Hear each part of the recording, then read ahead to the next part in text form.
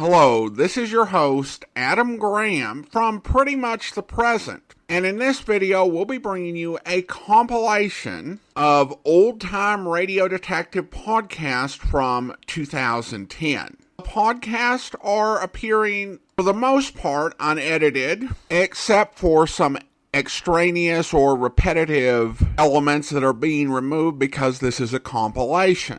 As I said, these are old, so any websites or offers mentioned may not be valid at the time you're listening unless you find them on our website currently. Now, with that said, here is a week of old-time radio detective podcast.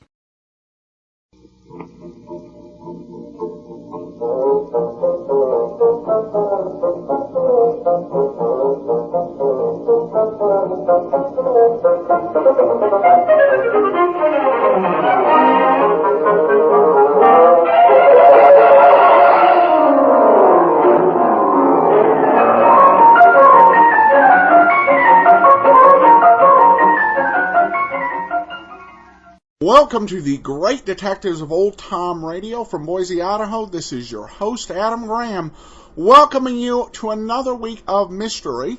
Hope everybody enjoyed yesterday's movie, Dressed to Kill, the last of the Rathbone Bruce Sherlock Holmes films. If you have a comment, email it to me, box13@greatdetectives.net. Cast your vote for the show on Podcast Alley, podcastalley.greatdetectives.net, and become a fan on Facebook, facebook.greatdetectives.net.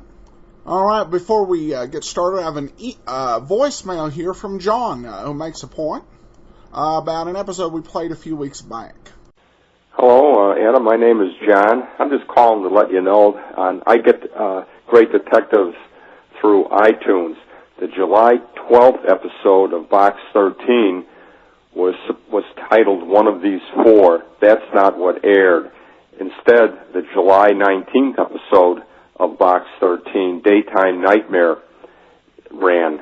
So on the July 12th and the 19th, you had the same episode.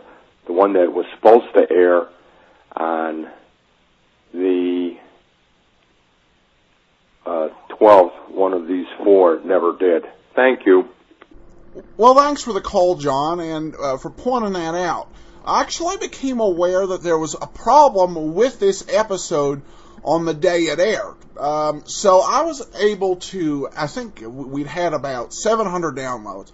I went ahead and I replaced the file. I don't know how it happened. I think there was probably some mistake on my end. I uploaded the wrong file to the server or something. But I replaced that file with the correct one. So about 2/3 of the audience should have gotten the correct file. And then I posted a note on Facebook, our Facebook page, and also put it in the show notes of the episode that we ran on July 19th. So you can, if you go into the iTunes store, you can download one of these four directly, and it's going to be the correct episode. In addition to that, if you go over to greatdetectives.net, along the top we have some tabs for each show that we do. And if you click on that, we have a complete archive of Box 13 MP3s, and you can download it there as well. So thanks for the email, and I'm sorry for the mess up. But you can definitely hear that episode now. It's in the archives and available to everyone. All right, well, I want to briefly let you know about our sponsor before we get started. Imagine having the flexibility to live your life and do the things that are important to you. With that, you can have that with GoToMeeting. With GoToMeeting's web conferencing solutions, you can meet virtually with clients and business partners and reduce the cost associated with doing business. GoToMeeting is from Citrix, the makers of the trusted GoToMyPC product. Like GoToMyPC, it's a simple to use service and doesn't require you to learn new technology. Listeners to the Great Detectives of Old Time Radio can try GoToMeeting free for 45 days. For this special offer, visit gotomeeting.com/podcast. That's gotomeeting.com/podcast to start your free trial. And now today's episode of Box 13, Designed for Danger. At least I hope that's what you hear.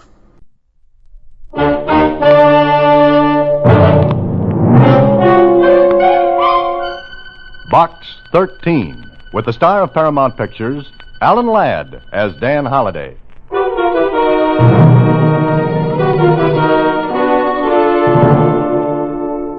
Box 13, care of Star Times. I need your help desperately. Johnny Tide was released from the state penitentiary this morning with murder in his heart. I don't know any of the details, but I'm sure that he'll be back here in Watertown by nightfall at the latest. If you mean what you say in your ad in the Star Times, be at the waterfront tonight.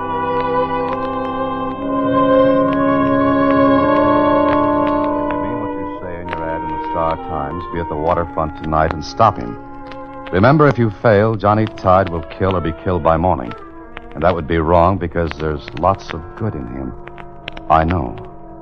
I love him. Janice Reed. Yeah, that's the way it started. Just a girl worrying about a boy. But before it was all over, a lot of people were worrying about that boy. They had to, if they wanted to live.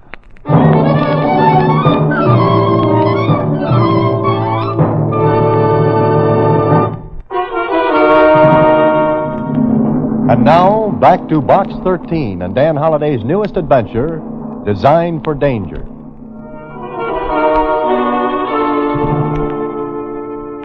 Jeepers, Mr. Holliday. An ex-convict on the prowl in the toughest section of the city. Uh-huh. That part of the city doesn't get the carriage trade, as the expression goes. Well, do we accept the challenge, Susie's? We? Oh, hey, I'm only your secretary, Mr. Holliday, and I was using the editorial we, Susie. Oh. Well, in that case, Mr. Holliday, I don't know what to say. Frankly, I'm trumped. Susie, the word is stumped. The word is stumped. But maybe you've got something. What? I don't know. But tell you what, suppose I get down to Watertown and nose around a little. Why? Oh, I don't know. Maybe to see what's doing.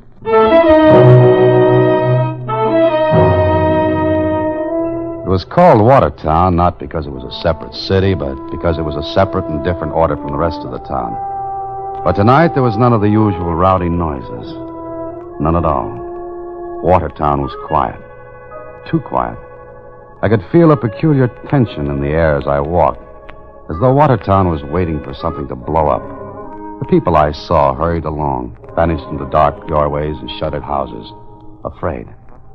A place like Watertown lives within itself, and news travels fast. Then I heard two men talking. I stopped in the shadows and listened. I know what I'm talking about, Fatty. Tide was sprung this morning, and he headed straight for here. Oh, maybe he ain't in Watertown. Maybe he'd be afraid to come back. Oh, Johnny Tide afraid of what? Of you, Fatty Ralston? You know he ain't afraid, and he ain't forgot. Oh, shut up. You talk like I had to be afraid of Johnny. Don't you have to be? You guys make me sick. That punk's headed for someplace else. He ain't coming back to Watertown. Well, just the same, if I was you, Fatty, I'd pull a blanket over me and hole up someplace. Oh, go on, beat it. Get out of here. You ain't afraid much. Oh, not much. I ain't afraid of Johnny Tide. I ain't. Why not, Fatty? Or why should you be? Who are you? What are you doing here? I just wanted to ask you a question, Fatty. You don't know me. I don't know you. That's right. Then run along and mind your own business, mister. I've got business here. I just want to know, who is Johnny Tide? You had your ears open, didn't you? Yeah, wide open. So you want to know who Johnny Tide is, huh? That's right. Oh, okay. You want it? Here it is. I'll say this for Fatty. He was quick with his fist. By the time I got my breath back, I saw his 300 pounds disappearing around a corner. So if I wanted to know anything about Johnny Tide, Fatty was the boy to ask. I got up and followed. Saw him duck into a place that had a sign above it, Fatty's pool room. I slipped inside. Stepped into a dark corner and waited. All right, everybody. Clear out. I'm closing up for the night. What are you... Read it. You heard me. Look. Nobody owes me nothing. Now, that ought to make everything all right. No, I don't want to... Clear out. Go on. Turning in early, aren't you, Fatty? Huh? Who are you again? You don't learn lessons, do you? I don't like the way you teach. Now you're going to tell me about Johnny Tide. Was I? What makes you think that? I had an idea you might. Well, here's another idea with details, starting with this cue ball. It's your window, Fatty. Now, beat it. Stay away from me. I asked you a question outside. I didn't like the way you answered it. You a cop? No. Stay away from me. Stay away. My arm. Let go. Sure. But who is Johnny Tide? A punk kid, that's all. Anybody can tell you that. I like the way you tell it. Come on. Ease up, will you? That's my arm. I know it is. It was my stomach outside. Look, Tide's a punk kid. Just finished a 5-year stretch for sticking up my place. This place? Yeah. Yeah, he robbed me of $4,000. $4,000? Try it again, Fatty. I doubt if you ever had $4,000 in this place. That's what it was. And why are you afraid? If he robbed you and served time, why should you be afraid now? He said he'd get me. Now let me go. I'm sorry, Fatty, but your story doesn't make sense. In the first place, like I said, you never had $4,000. Not in this place. You're smart, ain't you? Just medium. But I can smell a bad story. What's your stake in this anyway? Who are you? An hour ago, I was just a curious bystander. I wanted to know who and what is Johnny Tide. But I took a punch in the midsection, and now you're telling me a lie. So that makes me more than curious. It gives me a personal interest. Yeah. You let me go when I tell you? It all depends. Go on. All right. I'm only telling you because I got to get out of here before Johnny gets here. Oh, so there is a reason for you to be afraid of him. Maybe. But Johnny was framed. Rick Martin. Rick Martin? The Rick Martin? Yeah, big shot, boss of Watertown. He gave me $4,000, then he told Johnny I was a pushover for a stick-up. Oh, and Rick Martin also told the police. Yeah, he did. Johnny was framed, like I said. Why should Rick Martin want to put that frame around Johnny Tide? Because Rick liked the girl. So did Johnny. So Rick took the easy way in love and war. Now, let me go, will you? I told you everything. I got to get out of here before Johnny comes. You were in on the frame? Maybe not exactly, but Johnny won't believe I wasn't. You know, Fatty, somehow I can't blame Johnny for that. How did Johnny find out he was framed? Somebody talked. Somebody that don't like Rick Martin. Uh-huh. Now, is the girl Janice Reed? Yeah, that's her. Johnny thinks she was in on the frame, too. Now, please, will you let me go? I got to get out. Yeah, sure, Fatty. You can go now. I got to go far away because Johnny Tide will go for Rick Martin and then me and then Janice Reed. So that was it. Johnny Tide was coming back to settle old scores. But where was he? How could I help? I was thinking about it when... No! Stop! Stop, you crook! You hoodlum! Stop! He did it. He broke my showcase window. Who did? That no good Johnny Tide. I saw him. He broke my window and took a gun.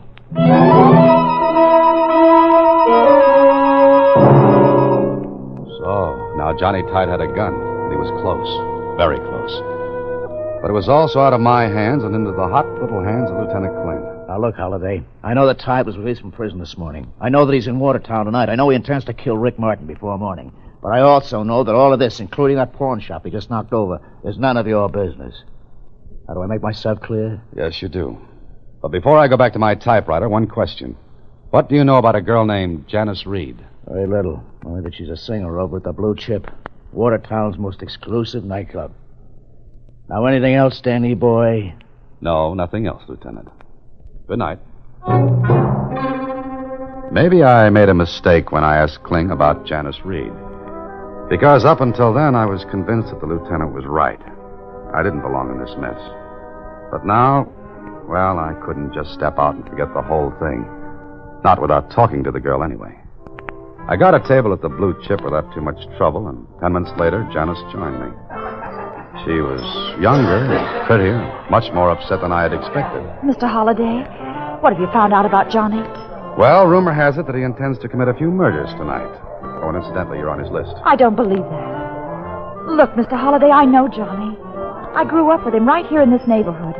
Why, Johnny and I and Tyler Bennett were inseparable. Please, Mr. Holliday, you've got to believe me. Maybe I do, Janice. But let's start off slowly. First of all, who's Tyler Bennett? My boss. He owns this place. He and Johnny and I used to play together as kids. Why, we even had a secret clubhouse under the pier. All that kind of stuff. And how Johnny loved it. You know, that kid used to climb the old water tower over the clubhouse every day and pretend to sight pirate ships on the horizon. He'd get mad if we said they were just barges. Which adds up to what, Janice? That Johnny was never really a bad boy, Mr. Holliday. He just craved excitement, that's all. But what about Rick Martin? How do you explain that? Well, Rick meant action and fast money. And Johnny liked both. He was young and he made a mistake, but he's paid for it. He served his time.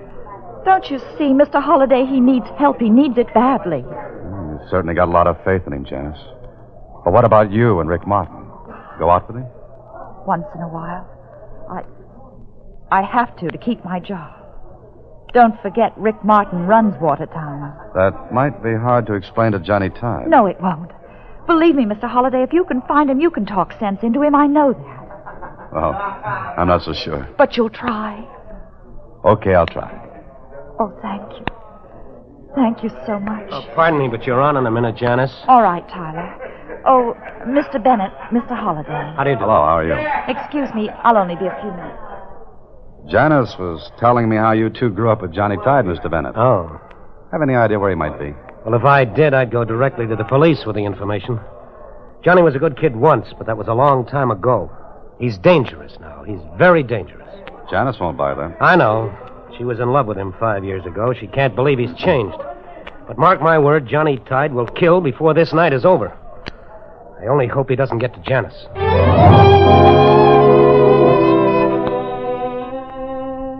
When I left the Blue Chip, I knew that in spite of both Kling and Tyler Bennett, I was on Janice's side. Now, my only problem was to stop Johnny Tide, if I could find him. I walked around aimlessly for the better part of an hour before I got a break. I stopped to look up at the sky, and I found myself staring at the remains of a rotted water tower. For a moment, the jumble of old boards didn't mean a thing, but suddenly it struck home. Johnny Tide used to play pirate on that water tower, and there was a secret clubhouse below. It could be just the spot for a hideout. I felt my way through the blackness when... You move one more step, fella, and I blow your head off. Who are you? My name's Holliday, Dan Holliday. I'm not a policeman, and I don't work for Rick Martin. Your opener's okay. I'll keep talking. All right. Here it is. You're, Johnny Tide, huh? Maybe. Keep talking. Well, Johnny Tide, you're the world's biggest sucker. Yeah? You waste 5 precious years in prison, and on your first day out with a clean slate, you get into a jam that'll either mean the chair or a pine box. And what's that to you? Personally, nothing. But I'm around because a friend of mine believes in you. A girl named Janice Reed. Janice? You've seen her? That's why I'm here leaning against that .45 in your hand. Tide, why don't you get smart? That girl's in love with you. But what about Rick Martin? Oh, forget him. Sooner or later, the cops will catch up with Martin. They'll put him away for keeps. Sure.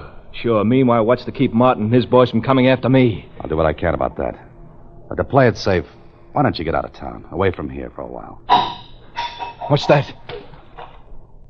Holliday, if this is a trap, you'll never leave here alive. Then we've got a deal. Because that was probably a stray cat. Now listen to me, Johnny. Do what I say, will you? Forget Rick Martin. Get out of town for your own sake and for Janice. Yeah, sure. Forget the whole thing. Forget I was framed and went up for 5 years. That's a long time, Holliday. An awful long time. I know it, Johnny. But it's done now. Yeah, done. Me with a record. You can't wipe that away. Suppose we fix it so that everybody finds out about the frame. How? Well, first give me that gun. Then get out of town and let the police take care of Rick Martin. Fatty Ralston can be made to talk. How? He talked to me because he was afraid of you. He'll talk, Johnny. And when he does, that record of yours will be wiped off. Come on, now, what do you say? Well?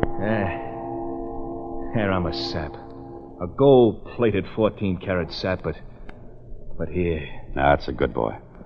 Now go someplace where you'll be out of the way. You leave this to the police. Sure. But so help me, Holliday. If I get another loop thrown around me, if anything slips, Johnny Tide will be back for you.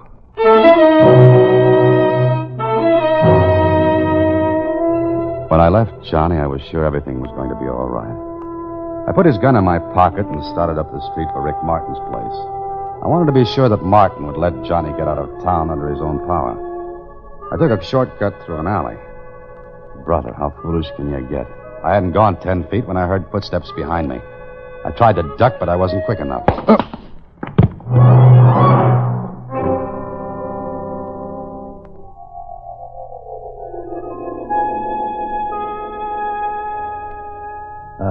Mr. Dan Holliday in his usual position after sticking out his neck.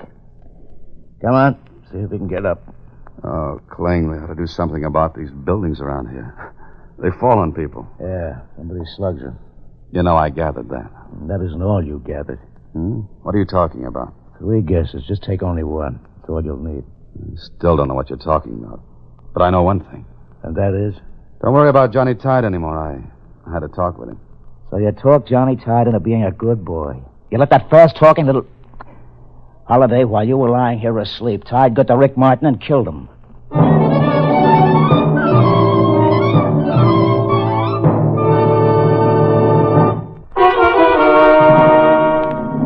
And now back to Design for Danger, another Box 13 adventure with Alan Ladd as Dan Holliday.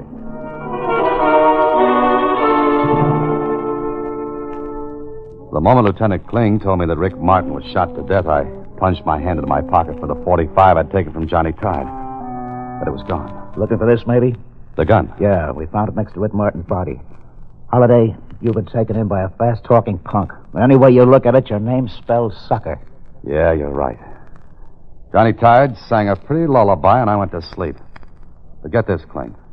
Before the sun comes up, I'm going to plant Rick Martin's murder right in your lap.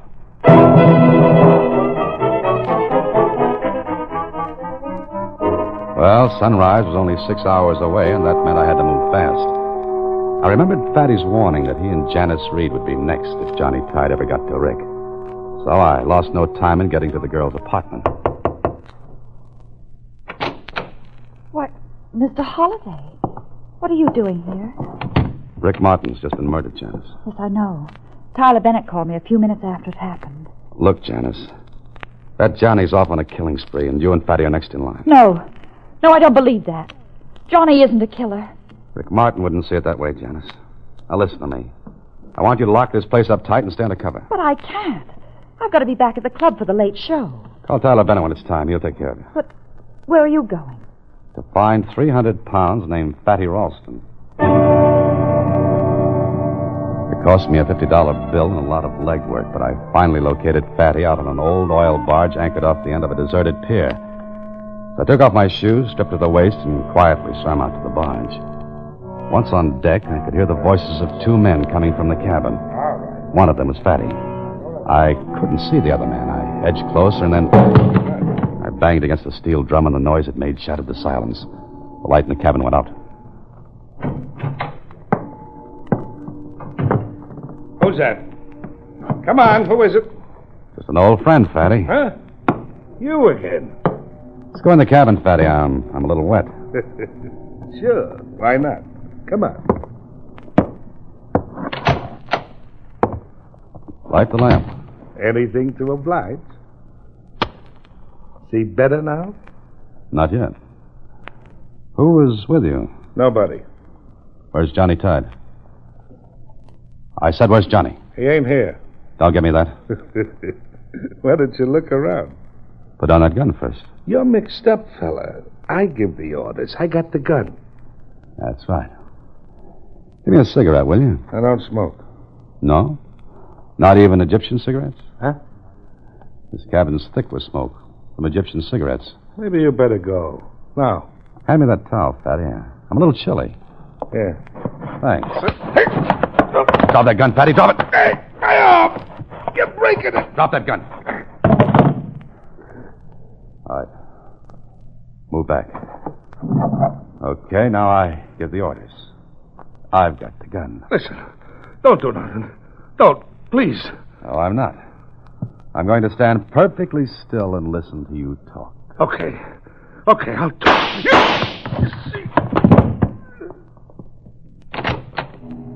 Whoever fired those shots couldn't have missed Fatty. And whoever it was got off the barge and into the boat that was tied on the opposite side. I ran over. I slipped once on the oil-covered deck, and the motorboat made for the shore. I had to stand and watch Johnny Tide get away. Get away after killing Fatty. And that made 2 down and 1 to go. And the one was Janice Reed. I swam back, slipped into my things, got to a phone, told the police about Fatty. Then I headed for Janice Reed's apartment. It was dark, deserted. I found an unlocked window and got inside. And I had the sickening feeling that I was just 1 step behind Johnny Tide and his gun. Then I knew it wasn't Janice. She'd use her key. I moved to the door quietly. What the? Get your hands off me, Holiday. Why, Mr. Bennett. I'm sorry. I thought you were Johnny Tide. Obviously. I came to take Janice to the club. Where is she? I don't know. I was just going through the place when I heard you at the door. Here, I'll switch on the light. Come on, let's look in the bedroom.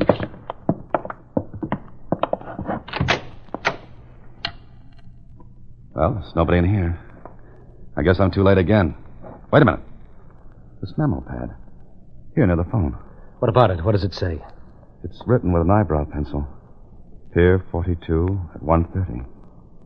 Sure, that girl's just crazy enough to keep a rendezvous with Johnny Tide. What time is it now? 10 after 1. Why? What are you going to do? Maybe three's a crowd, Mr. Bennett, but I'm going to be there when Johnny Tide and Janice get together. I'm going to... What is it, Holliday? What are you staring at? Look. They're on the rug.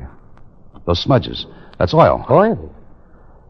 I don't follow you. What does it mean? The Tide's been here already. Those are his tracks. What? Yes, you see, he was out on the oil barge an hour ago, and the deck was slick with that stuff. I know. I slipped myself. Well, then, couldn't those be your footprints? No, I left my shoes on the pier. I swam out. But why would Johnny make an appointment with Janice and still come up here? I don't know. Only Johnny can answer that. Just like he can tell me where he gets those smelly Egyptian cigarettes he smokes.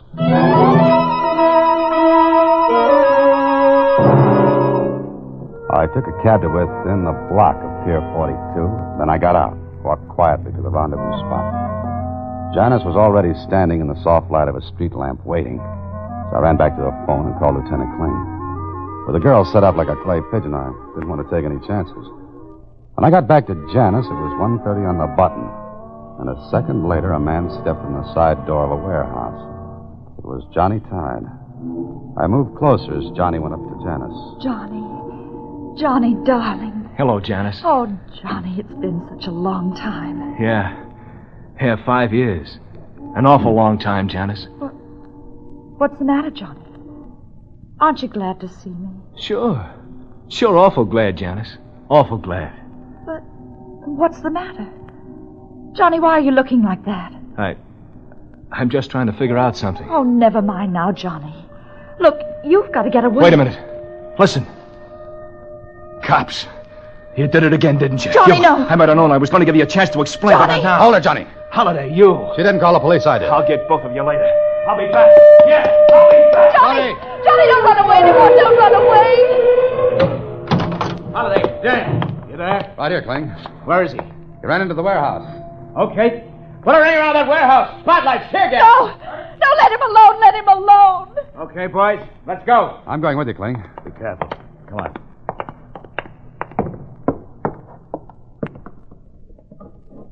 It's no use, Johnny. The police are here. You're licked, kid. Come on, give up. Not me, Holiday. Me and the law just don't seem to get along. But, Johnny, it's your only chance. Will you give up? Answer me, Johnny. Look. You hurt, Dan? Just in the shoulder, I'm all right. There he is. Up there on that rafter. Kennedy, your light. Shine it up there. There he goes, Lieutenant. Get it. No, don't, Kling. Don't shoot. Hey, Holiday. What the devil? You crazy, Holiday? Not quite. Kennedy, shine your light up behind you. Up there. Higher. There. There's your man, Kling. What? Well, who is that, Holiday? That lieutenant is the man who killed Rick Martin and Fatty Ralston and tried to frame Johnny Tide for the whole thing. The name is Tyler Bennett.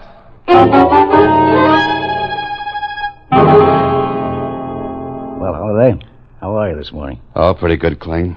The doc says I'll be out in a couple of days. Good. Well, like you figured, the whole thing was a scheme of Bennett's to kill Rick Martin and take over as number one man in Watertown. Yeah, and with Tide framed for the murder. Tyler Bennett would also have had a clear field with Janice.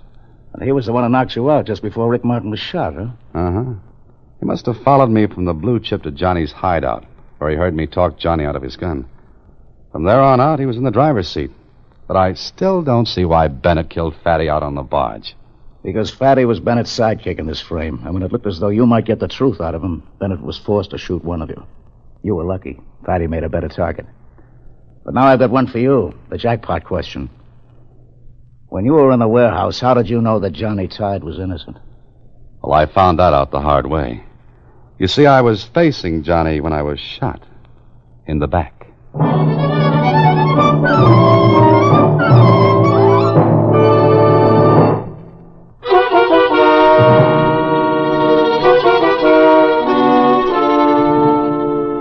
Gee, Mr. Holliday, you certainly had a long night in Watertown.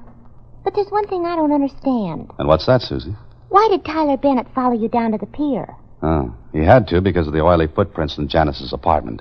You see, once I got to Johnny Tide and found out that he didn't have oil on his shoes, I would have realized the footprints couldn't have come from anyone but Tyler himself. Oh.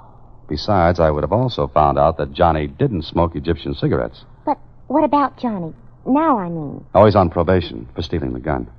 Everyone knows he was framed for the other deal. Gee, you know, Mr. Holliday, I wonder if I would have thought of that Egyptian cigarette thing. Nope, I guess I wouldn't. Why not? Because I don't know a single Egyptian. Oh, good night, Susie. Next week, same time, through the courtesy of Paramount Pictures, Alan Ladd stars as Dan Holliday in Box 13.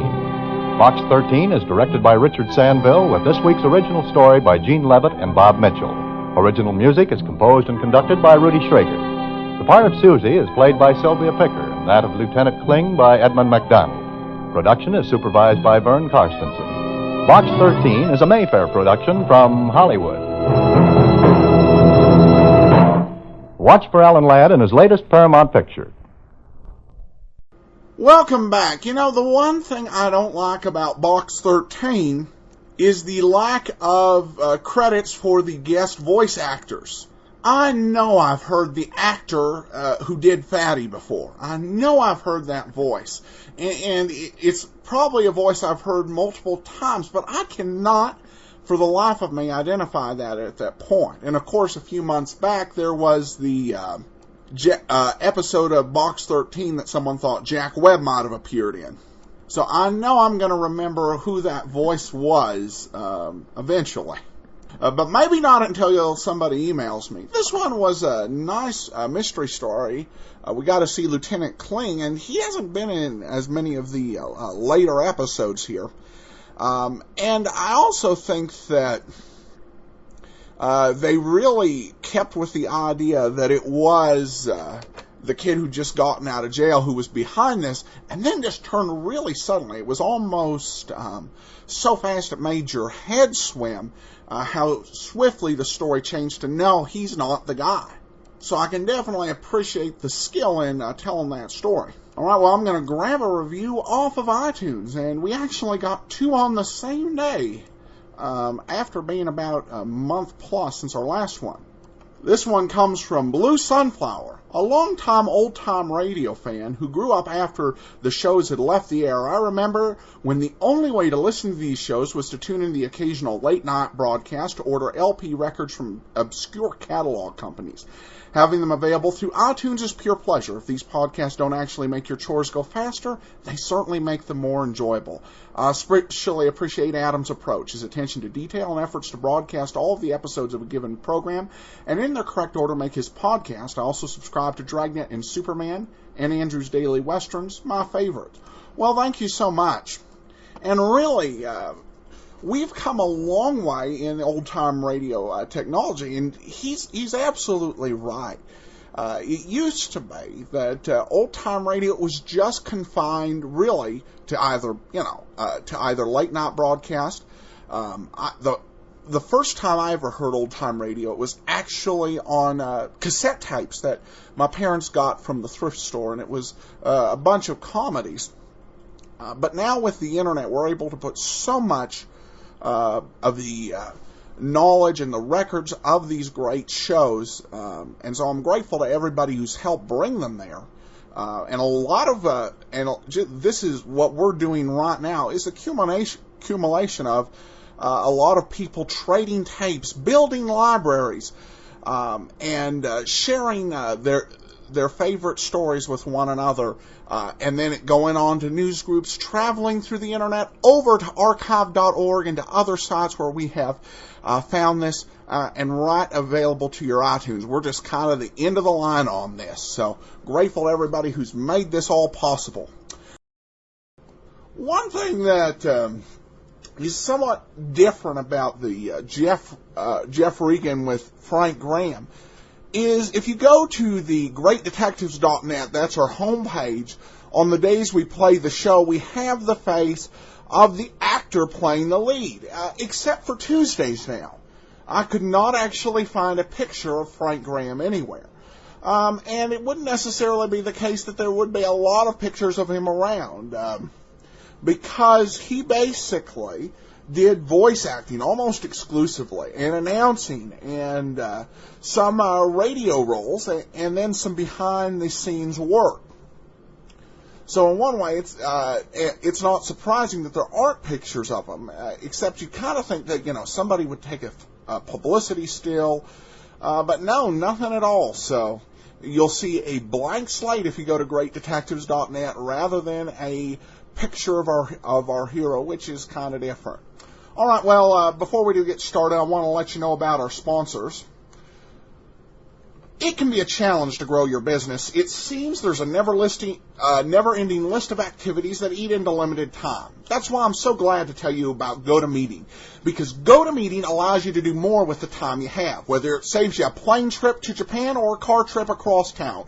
GoToMeeting saves you time on travel. It can also give you greater flexibility in your scheduling. With GoToMeeting, you can have a meeting with clients in Akron, and then immediately afterwards be able to connect with vendors in London through the convenience of GoToMeeting web conferencing. Listeners to the Great Detectives of Old Time Radio can try GoToMeeting free for 45 days. For this special offer, visit GoToMeeting.com/podcast. That's GoToMeeting.com/podcast to start your free trial.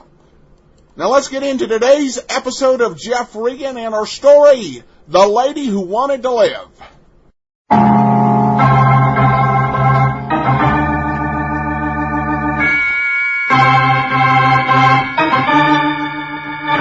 My name's Regan. I work for Anthony J. Lyon, International Detective Bureau. They call me the Lion's Eye.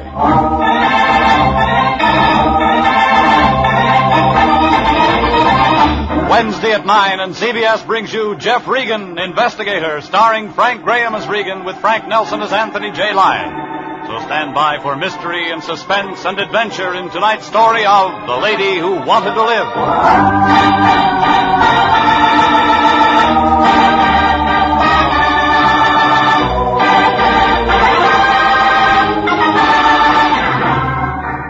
Trouble comes cheap in this town. There's one item that's always on the market. You don't even have to go shopping for it. Somebody knocks on your door or dials your number, and you've got all you can handle. I found that out when I met Amy Goodrich, a long, low blonde with lots of speed. One look at her, and you knew you'd been friends too long.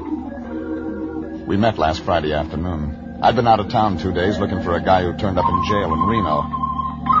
I was home counting the lumps in my mattress, trying to catch up on some sleep, when the phone began jumping around on the hook. I thought it might be somebody with Rose Bowl tickets. I was wrong. It was the Lion. Hello? Regan, is that you?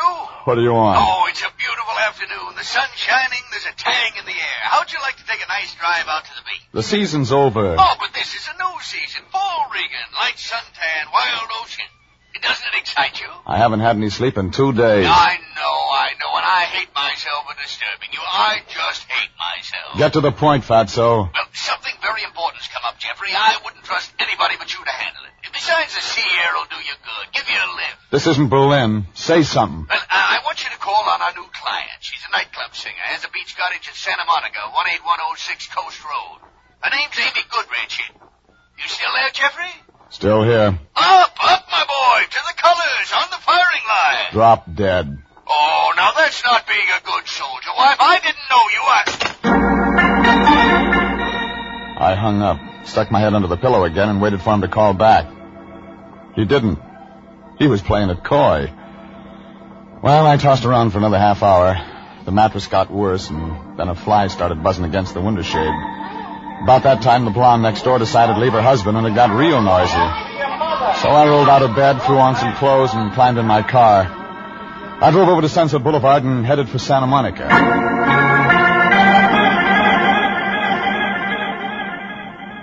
18106 Coast Road turned out to be a bundle of flagstone and glass brick piled up against the ocean. Had a lot of angles, like a shyster lawyer. Figure whoever built it never heard of the FHA. Front door was open. Inside, a skinny little guy with a complexion like dried codfish was catching up on his music appreciation. His eyes swung around when I walked in. It looked like they'd been hurting him all his life.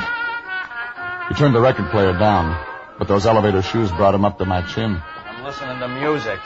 Whatever you're selling, we don't want any. How do you know? We never want anything. So long. Amy around?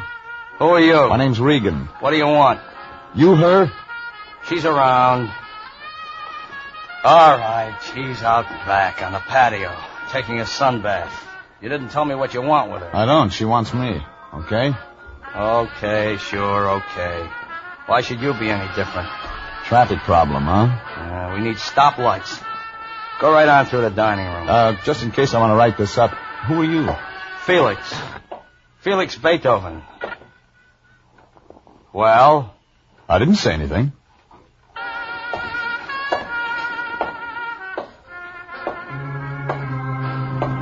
When I saw her on the patio by the beach, I knew why Felix was hurting. Amy Goodrich was the kind of blonde they put on those resort hotel calendars in Las Vegas.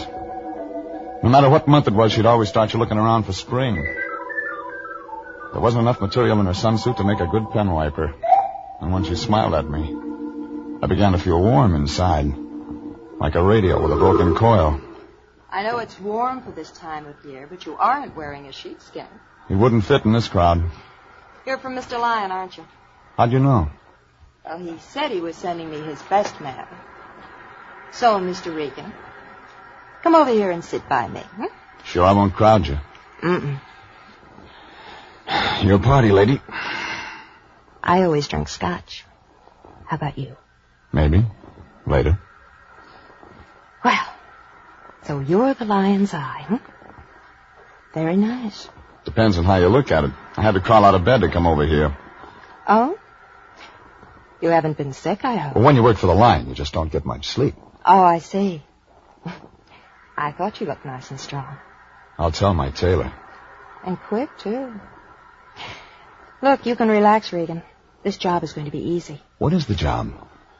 Protecting me. If you're going to wear that all the time, I'd better send for reinforcements. I think you'll be able to handle it. You'll do just fine. If I know who I'm protecting you from. Yes, I suppose you do have to know that. Have you ever heard of Tim Conover, Mr. Regan? Yeah. He runs an upholstered cigar box downtown. Diamond Club. He plays for keeps. I've heard. And apparently I interest him. It figures. I worked for him 2 years ago singing. He became very interested in me, but I turned him down. Conover wouldn't like that. He doesn't. He has another girlfriend now, a Helen Lesser. I thought she'd take his mind off me, but she hasn't. You still sore? He's been around half a dozen times this past week, casing the place. I think he's got some nasty ideas. Like? I don't know. But he might not be very gentle.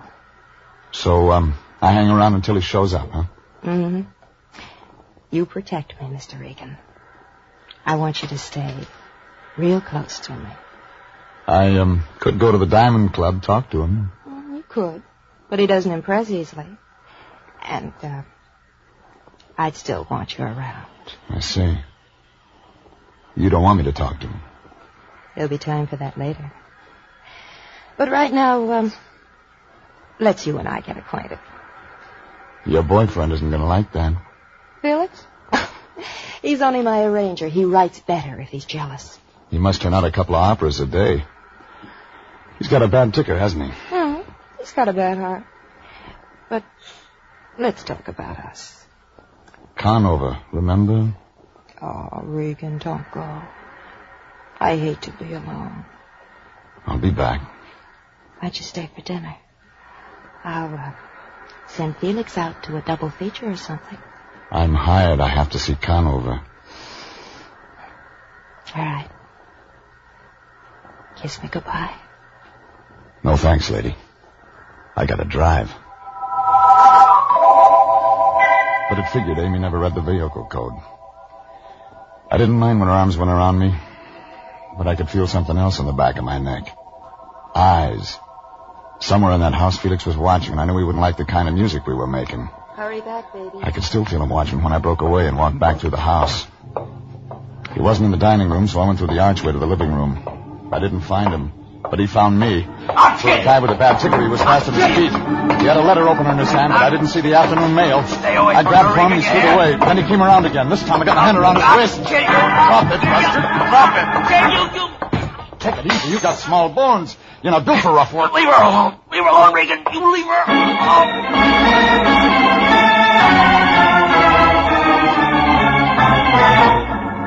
Felix got his idea across all right, but he had a one-track mind. I tried some questions, but got no answers. I figured Conover might do better, so I got in my car and drove back into town. It was just getting dark when I parked in Figueroa near Olympic, in front of the Diamond Club. Things were slow when I walked in, too early for the jingle you spin crowd. When I asked for Conover, the bartender blinked a couple of wet stones at me. In back, bud, jerked his head toward the rear. I got as far as the shuffleboard table when a brunette eased out of the shadows. She wasn't wearing a coat, and it figured she was there to stay. May I help you? I'm looking for Tim Conover. I'm expecting him. Come on in. Sit down, Mr. Regan. Oh, so you're Jeff Regan. Ring a bell? I've heard the name before. It fits you. You're a private investigator. Yes, of course. Tim's not in any trouble, is he? Not yet. What do you mean? Maybe I better talk to him about it. Huh? Well, if it's that important, I better find him. Make yourself at home, Mr. Regan. If you like scotch... Thanks. I helped myself to that, waited around for about 10 minutes. The phone rang once, and I let it go. A guy in a blue suit stuck his head in the door, said something about getting the wrong room, and backed out. I was just catching up on my music when the door opened. Through the mirror, I saw Conover. A gray suit with a bulge in the front of his coat. There he is, Tim. Thanks, man. I didn't know you played, Regan. Hello, Conover. I was having dinner. Helen tells me you've got something on your mind. That's right. Do I unload it now? In front of her? Well, why not? She's my baby. This is about another baby of yours. Do I go on? It's your show, Regan. Amy Goodrich wants you to know she's got protection. Oh? Well, all right, Regan. You did your job. You told me Amy's got protection. See you somewhere. She wants to be left alone. All right, she wants to be left alone. Anybody bothering her? You are, according to her. This guy's working in a weed field, Angel. I got over her a long time ago. I haven't seen her in 2 years. I believe you, Tim. All right, Regan. She believes me. This is where you get off. Amy says she's seen you hanging around her place lately. Makes her nervous. Wrong guy, Regan. You made a big mistake. Sure. So the guy who picked Michigan. Look, I don't know what your pitch is, or Amy's, but I'm not buying any. You may change your mind. You know, you've been in business too long, taking too many rabbit punches. You ought to start taking care of yourself. You ring, boss? Yeah. Get rid of this bum. They were a real pretty pair of muscles. One of them had a nose that looked like he'd been dipping it in an ink bottle all his life. The other one had an ear that could have passed for a golf ball. Well, they walked me out a door that opened onto an alley in back of the club. That's when the one with all the nose frisked me. Hey, just in case, pal. Just in case. Get your hands off me, punk. Easy. We're just gonna... Gussie says take it easy. Hey, look. State of California. Gun and all. This guy's a gumboots. Max. What? I don't like no gumboots. Gumboots worse than a bum. You hear that, Gumboots? Gussie says a gumboots is worse than a bum. You don't talk. Gumboots, how tough are you?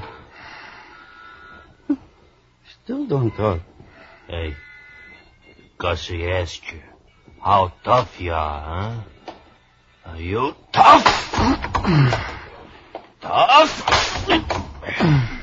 Not so tough. My turn. Hold it. All right. Now, Gumboots, here's where we get an answer.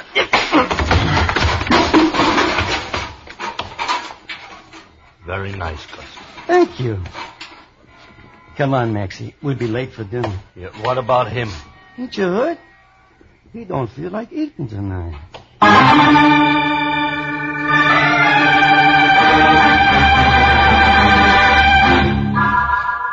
I don't long I was away, but when I came back, I felt like I'd been sleeping on the wrong side of the world. I was still in that alley, and it was still dark. My head was rattling like it was full of broken glass. A yellow cat with an inferiority complex was sitting there looking at me. All over once, he started running. Regan. I didn't try to catch him. Regan! Regan! Oh. Can you hear me? Wake up! Yeah.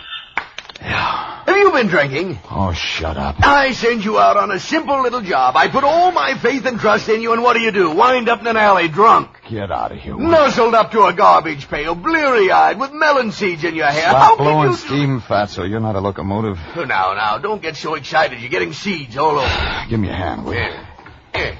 How'd you get here? Amy Goodrich called. She was getting worried about you. Said you went over to see Conover. She wanted me to stop you. I figured she would. She's too late. A couple of his boys played beanbag with my skull. Well, who does Conover think he is, anyway, pushing my boy around? Just who does he think? There's the door. Go in and ask him. Well, now, I couldn't do that. Well, tell me, what's this all about? That's what you're going to tell me. But I don't know anything. Amy Goodrich must have told you something when she hired me. If you're holding out on me... But I'm not, Jeff. Well, then start checking. Find out about Conover. Conover? What do you want to know about him? Everything. Find out, for example, if there's anything Amy Goodrich could be blackmailing him with. Blackmail? Regan, what is going on? I told you I don't know. Well, then make a guess. Okay. It looks like everyone's in love with Amy.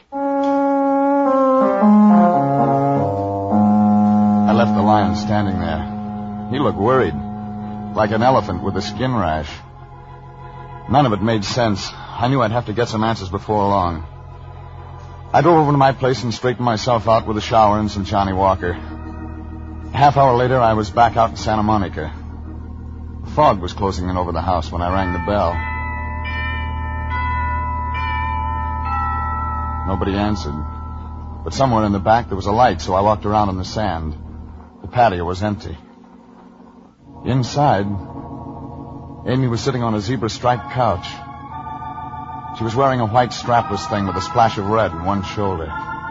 She had a movie magazine in one hand and a drink in the other. But she wasn't having a very good time. She was dead.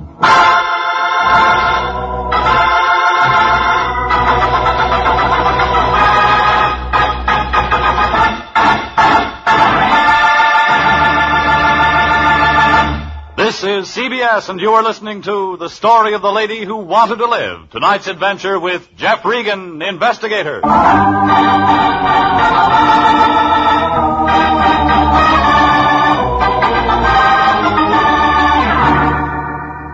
Well, the Lion wasn't going to like it. His client, Amy Goodrich, was dead, and she wasn't in the market for protection anymore. I looked around for a gun, but didn't find it. Then I picked up the phone and put in a call to homicide. But I never talked to them. Out of the corner of my eye, I saw Felix standing out on the patio. And he saw me. I hit the floor and pulled her ass with me. Even after the gun was empty, he stood there pulling the trigger. Then he threw it down and began running toward the ocean. I went after him.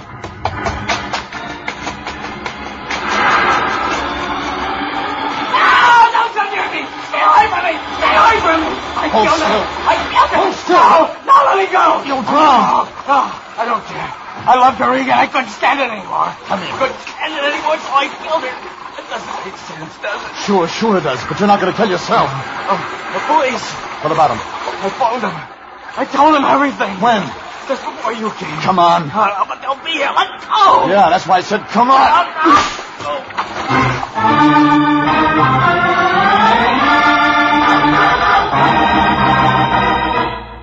I dragged him out of the surf and got him into my car. He kept mumbling all the way into town. It was 2 minutes after 10 when we got to my apartment. 3 phone calls turned up the Lion in a Turkish bath. He kicked, but when I told him what happened, he said he'd come right away. 20 minutes later, he walked in. He still had a towel wrapped around his head. He looked like Sitting Bull in an Easter bonnet. Where is he, Regan? Where is he? In there, asleep. Asleep? Just like that, he can drop off to sleep after what he's done? I gave him some pills. What about homicide? He already called him. But they'll be looking for him down at the beach. We've got to stay clean, Regan. I'm going to phone homicide. Pick up that phone and I'll ram it so far down your throat you'll get a busy signal out of your hip pocket. This is murder. What's gotten into you? You're not going to toss Felix to the wolves. Regan, you'll find the girl dead. Felix has the gun. He admits killing her. What are you saving him for? What are you going to do with him? Stuff him and put him on your mantle? He's a fall guy, a patsy. He didn't do it. He didn't kill her? He was carrying this gun. He took 6 shots at me tonight. That's all it holds. There's 1 bullet in her, and he didn't have any extra slugs. Now, what did you find out about Tim Conover? Oh, he's clean, Regan. Absolutely clean. Unless you want to count a court-martial, he celebrated V.E. Day by poking a major in the chops. What else? He kicked him, too. All right. Hey, where you going? Out. Look, you stay here and keep Felix company. Oh, of course, Regan. I'll do that. Run along. You needn't worry. I'll watch over Felix like a father. You'd better. But the cops will be here. It won't take them more than an hour or 2 to find him. Yeah, and I've got just that long to find out who really killed Amy Goodrich. All right. I suppose I'll have to go along. After all, we're working hand in hand in this thing. In that case, I'll hide my ring. I didn't like the idea of leaving the Lyon there with Felix, but there was nothing else I could do. Besides, I still had to do business with a guy named Conover. I was just getting into my car when I felt a gun in my back. And right away, I knew Conover had business with me. All right, Regan. We got things to talk over, and I just keep walking straight ahead, the black sedan. Now, Regan, you sit in front with Helen. I'll take the back seat.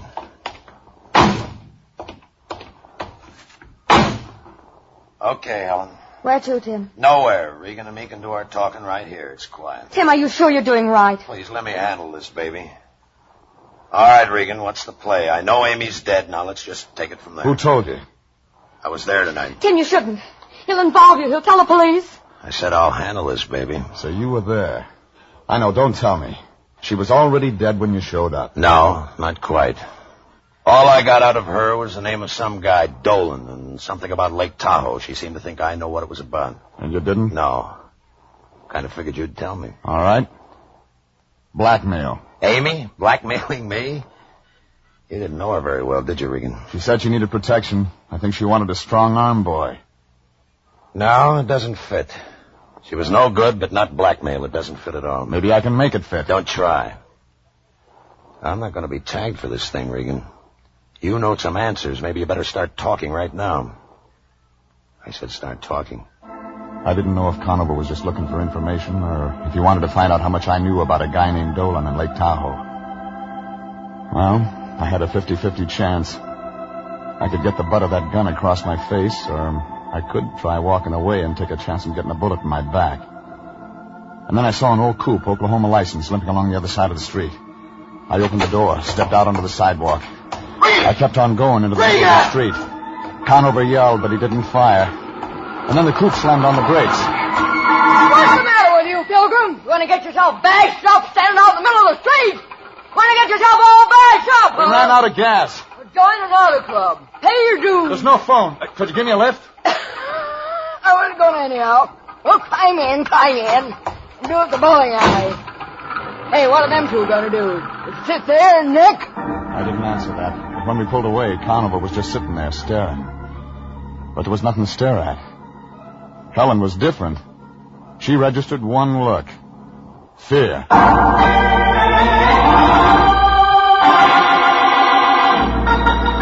15 minutes later, the Oklahoma license dropped me off at Vermont and Franklin, where I got a cab. All the way downtown, I kept wondering about Conover's play. He could have stopped me, but he didn't. That could mean he hadn't shot Amy. It could also mean he had shot her, but he knew about Felix confessing over the phone to the police. At the Examiner morgue, I found Ned Fuller looking at a girly magazine. I told him what I wanted, and 10 minutes later, he spread out a file dated May 9th, 1945. Is this it? Wealthy playboy shot to death. Willard J. Dolan, San Francisco socialite, found dead at Lake Tahoe cabin. That's it. Oh, well, they never did solve it. There's some stuff here about a mystery I can woman. read. They think she might have done it. Somebody seen her come out of the cabin that night. She's tall, blonde. First name, Amy. No, they never found out who she was. Somebody did. Oh, well, there was witnesses. Yeah, let's see here. Mr. and Mrs. Franklin James, San Diego people. They saw the dame come out. They couldn't give a good description of her. Want to bet? A bet? Sure, I'll take Notre Dame. Who'll you take? I'll take a guy named Tim Conover.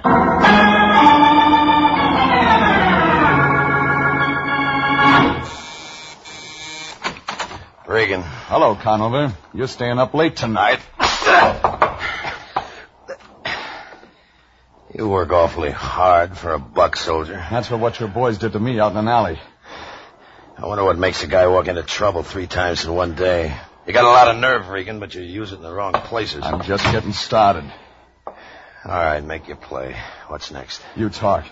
What about? Dolan, Willard J. I told you. Lake Tahoe, May 9th, 1945. Talk, Conover. All right, then I'll talk. A tall blonde named Amy Goodrich. An unsolved murder at Lake Tahoe. But there was a witness. When I first came over here, I guess she was blackmailing you. I was wrong. You were blackmailing her. You stink, Regan. I told you you wouldn't tag me for this. Well, you're wrong. No, he isn't, Mr. Regan. Oh, so that's it. Thanks, Helen. Give me the gun. I'll run things from now on. I don't know what you get out of this, Regan, but you got your engine switched. Look, a mixed-up guy named Felix Beethoven actually thinks he killed Amy, and he didn't. I've got him on ice, but the cops will get him. And when they do, he's on his way to the gas chamber. Oh, Tim, please, let's get out of here. Let's not listen. Wait a minute, baby, wait. So I was blackmailing Amy. I had a good thing, but I shot her. And I was the mystery witness at Lake Tahoe. I thought you were a better gumshoe than that, Regan. What does that mean? The date was May 9th, 1945. You mean you haven't looked me up? All of a sudden it hit me. Something the Lyon had said about VE Day and a major who got hit in the chops. And the whole thing came apart at the seams. Conover couldn't have been the witness. He was in a guardhouse in Germany. I began to feel helpless, like a glassblower with hiccups. For the first time in my life, I really wanted to talk to the Lyon. I looked at the gun in Conover's hand, then I reached for the phone and dialed. Slow. He didn't stop me.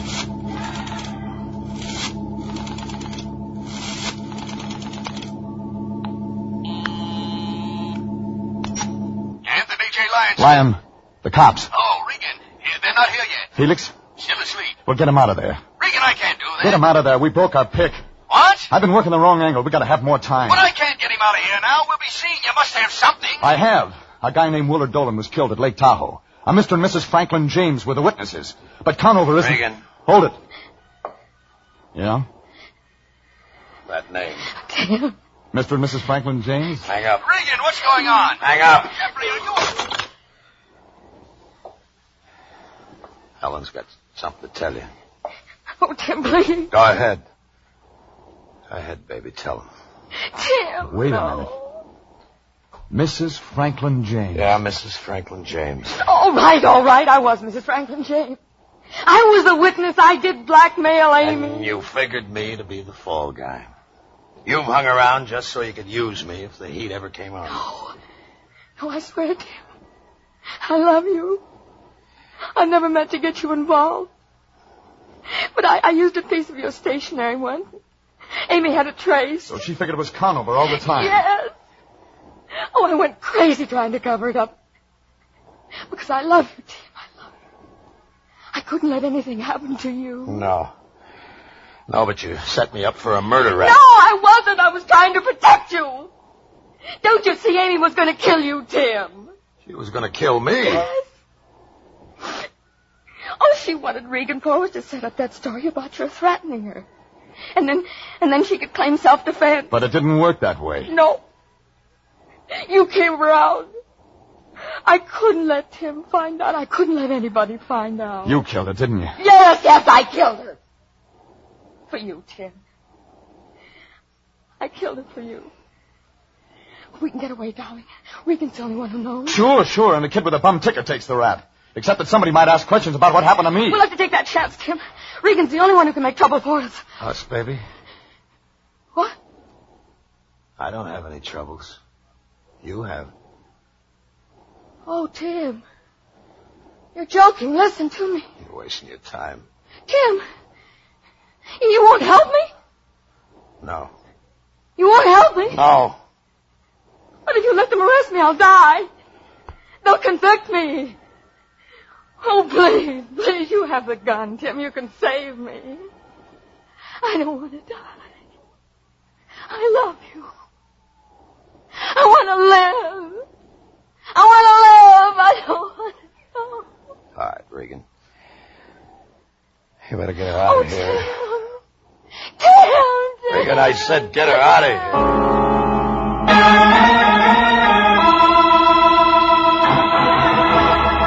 that's the way it wound up. Helen went to headquarters, Tim went back to his club. I went out of town for a few days. When I got back, I drifted into the office. The Lyon gave me the wind-up, a report on Felix. Yes, Regan. Those doctors worked on Felix Beethoven 3 days. Psychiatric medicine's a profound study. Profound. They finally convinced him he didn't kill Amy. Yeah. That's sad. He loved that woman as cruel as she was to him. He loved her a great deal. I suppose life will be lonely for him now that she's gone. You're wrong. What do you mean? I saw him in Hollywood today. He's got a new friend, one with red hair. You mean to tell me he's willing to do it again? To accept abuse from another woman? Why, that man's a natural for any woman's dominance. He hasn't got a thing to worry about. But you said she was a redhead, and I know redheads. Yeah, but Felix is bigger than this one. Besides, the new one's a Cocker Spaniel. Jeff Regan, Investigator, was written by E. Jack Newman and Adrian Jandot, directed by Sterling Tracy. Frank Graham is starred as Regan, with Frank Nelson as Anthony J. Lyon. Original music is by Dick Arant. This is CBS, the Columbia Broadcasting System.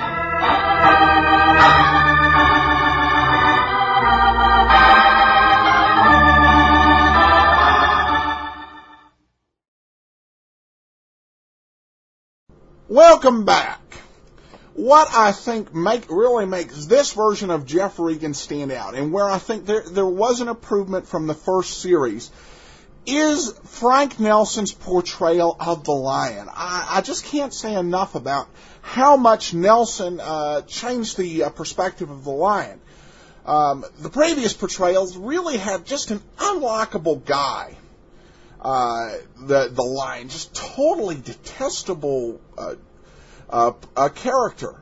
Really, this Nelson portrayal is far more nuanced, and you actually get a sense that he cares a little bit about Regan, and he's actually getting his hands more dirty in the case than the Lion ever did. And there's more of a humor and a relaxed feel. And Nelson, of course, most of his roles, he was a character actor. Did just a ton of work over radio, television, was in The Addams Family and Jack Benny and I Love Lucy, doing in the variety of character roles, and then also voiced several cartoons, including Jetsons and the Flintstones, usually in a bit of a comedic role, and really he just brings this wonderful ingredient to this mix. It really works well. I think this week's script was really well written. Frank Graham showed some real intensity, I thought, in the way he delivered the Regan lines, and how he was trying to save the kid with the heart problem from going to the chair. So, great episode, well done all around. All right, we have a couple comments. This one is from Caleb. Says, Adam, I'm really enjoying the Jeff Regan podcast. This series is by far one of my favorite old-time radio podcasts. I really love your comments and dedication to all the detective shows on this and your Dragnet series. In my views, this is the best entertainment available anywhere. You've captured the interest of myself and my 3 children. I can see how well your podcasts capture the imagination of my children and must thank you for it. Keep up the good work. As always, look forward to each new episode. Well, thanks so much, Caleb. And thanks to you and your children for listening. All right, we have another comment here. This one is actually an iTunes review. Title of the review, Improved. Thankfully, Adam has improved greatly over time, and so now it's not so difficult to listen to the first few minutes of the podcast. I appreciate his enthusiasm for this genre and the time, passion, and detail he puts into this podcast. Well, thanks. And I got a comment here from Dave on Facebook who writes, regarding our special for the 200th episode, the Candy Tooth Taper. Great story. Listen to it. Well, thanks. And I love it when people enjoy the specials we bring. We do the detective series on a regular basis. So people have some predictability, but these specials every 10 weeks allow us to bring in something kind of unusual that we might not hear. So that I love to hear it when that works for folks. This is the first episode in which we have the score that would be Let George Do Its hallmark through the rest of its run with Bob Bailey. We're going to take a listen to that in just a moment. Before we do, I want to let you know about our sponsors. The GoToMeeting conferencing service that's offered by our sponsors is designed for bottom-line folks who want to make the most of their time, don't want to compromise the security of their business, and want an affordable service. So what's the bottom line on GoToMeeting? Is it safe? Yes, it has the high standard of security, right down to the user interface. Is it affordable? Yes, you get unlimited meetings for $49 a month, and that includes free voice IP and phone conferencing. Will it save you time? Judge for yourself. Listeners to this program can get a 45-day free trial of GoToMeeting. For this special offer, visit gotomeeting.com/podcast. That's gotomeeting.com/podcast to start your free trial. And now let's go ahead and we'll listen to today's episode of Let George Do It, Till Death Do Us Part.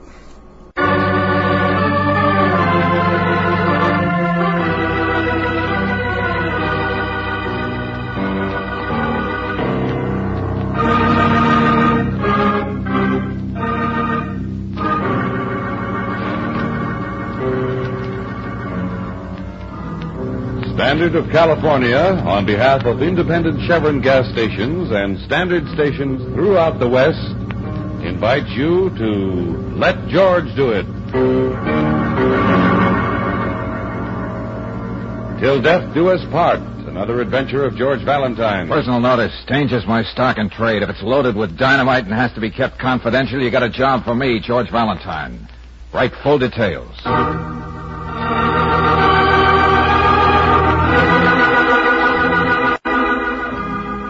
Dear Mr. Valentine, enough violence has happened in my house to convince me that my sister, a plain, scatterbrained spinster of 42, should never have married a man so ruthless, so charming, and so much younger than she is.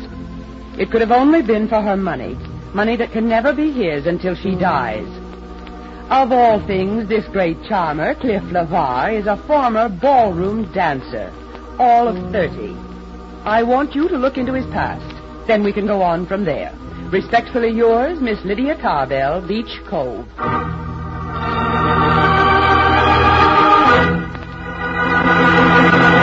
Come on, Max, come on. Miss Brooks and I have to make a train out to Beach Cove tonight. Now, take it easy, Georgie. I'm a theatrical agent, not a magician. Well, what did you find out about LeVar? All day I've been picking up information on this LeVar character. My secretary's got writer's cramp, and she's still blushing.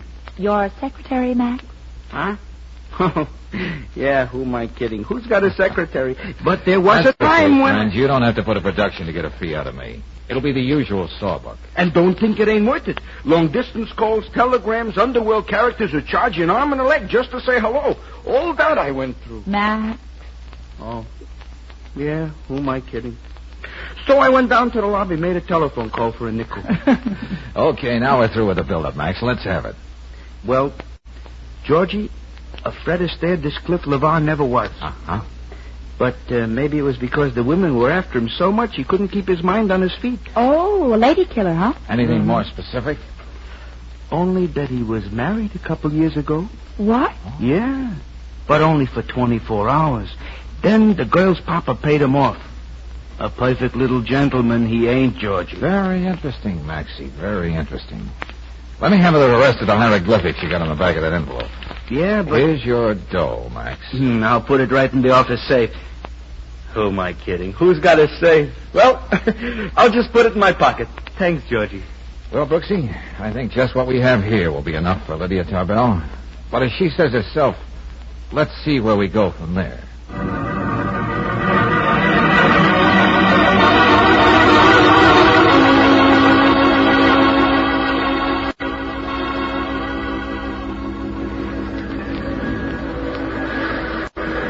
Beach Cove, folks.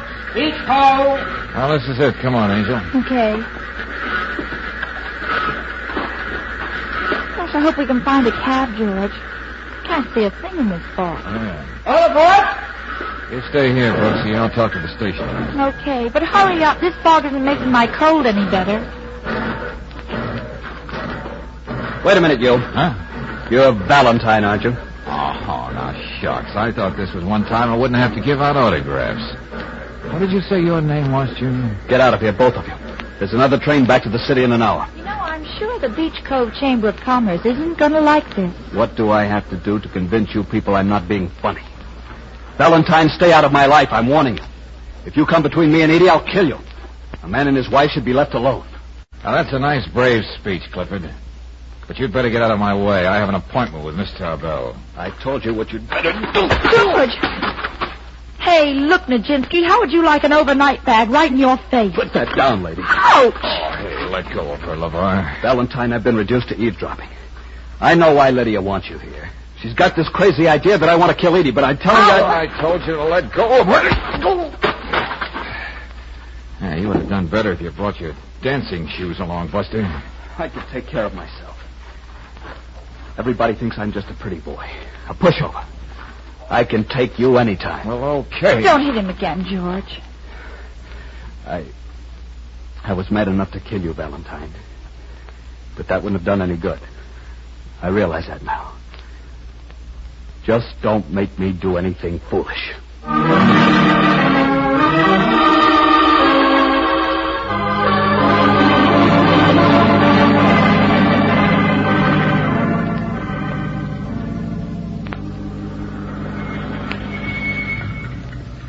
This is it, mister. The Tarbell place up there on the hill. Okay, thanks. Come on, Brooks. Jesus, I can't see anything. Where are we? You'll find it, miss. It's the only house around. I'll take you up there, but there ain't no road. There's just steps. You did fine, friend. Yeah, when you need me, call Main 486. I'm the only cab around here.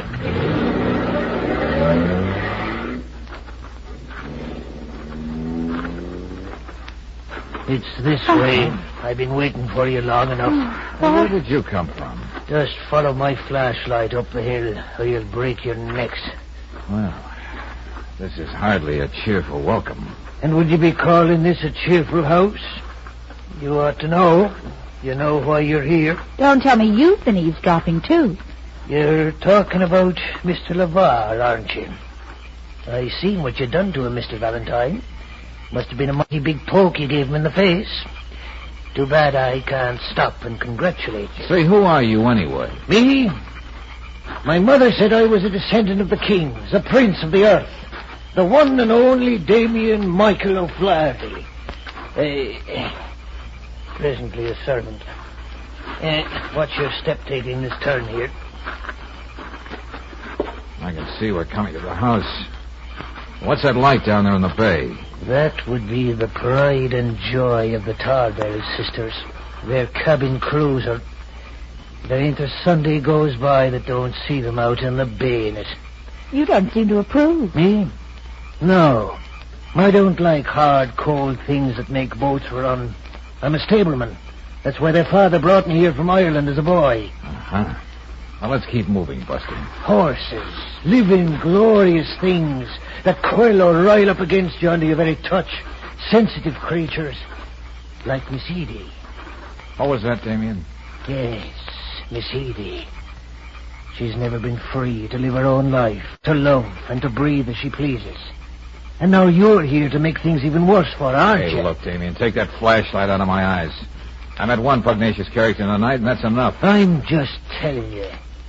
Don't do anything to hurt Miss Edie, or you'll have me to account to. I'll remember that. And remember this, too. You won't find me coming home like a cringing dog with his face half eaten in. Come on. What was that? Miss Edie! Was that you? Miss Edie! Hey, we'd better keep up with this, Brooksy. Yeah, it's all right, Damien. I'm not hurt. You can go back to your place now. Just as you say, Miss Lydia. Good night. Miss Tarbell? Yes, Mr. Valentine. This is Miss Brooks. How do you do? You really must forgive me. I'm not used to cement flower boxes falling and missing me by inches. Lydia, what happened? I was just behind you coming downstairs and suddenly... Oh! You were almost killed. How observant, Edie. But now you go inside. I want to talk to these people. Just a minute, Mrs. LeVar. Did you see your husband since he came home? What? Oh, yes, he wasn't feeling very well. That we know, Mrs. LeVar. So he went upstairs to his bedroom. Now, look, I don't want to pry, but Would his bedroom happen to face the balcony where this flower box was? Yes, that's right. But what are you trying to say? Cliff would never do anything like that. That's what you're all thinking. I know it. Edie, stop this. Stop it this minute. You hate Cliff, Lydia. That's why you hired this man to spy on him. Why, Lydia, why are you doing this to me? Because I love you. I want you to be honest with yourself. Admit there's only one person in the house who could have done this. And it wasn't meant for me, Edie. It was meant for you. Cliff's good and kind, and he really loves me. But you won't believe that. I hate you. Mrs. LeVar, please. I think your sister is right. Let's go inside. No, take your hands off me. I've got to tell her now, just how I feel. Let go of her, Brooksy. Maybe it's best if this whole thing comes out in the open. I don't mind speaking my mind. Oh, yes, it's always your mind. You're the one to say what's to be done with Father's money. But when you die, your half goes to your husband. Cliff knows that. It's the only thing he wants from you, your money. Tell Mr. Valentine whatever you want. But Cliff married me because he really wanted me. Nobody ever felt that way about you. Edie. That's why you're doing this to me. You're jealous. Mr. Valentine, there were 2 other near accidents like the one you've just seen. You did say in your ad that if a situation is loaded with dynamite, it's your kind of a job. Brooksy, I told you to use restraint when you write those ads. Well, when I mentioned dynamite, I didn't think everyone was going to walk around with matches. Well, Mr. Valentine? Well, you know, Miss Tarbell, I've already walked into so much tonight, I don't think I could force myself to walk out.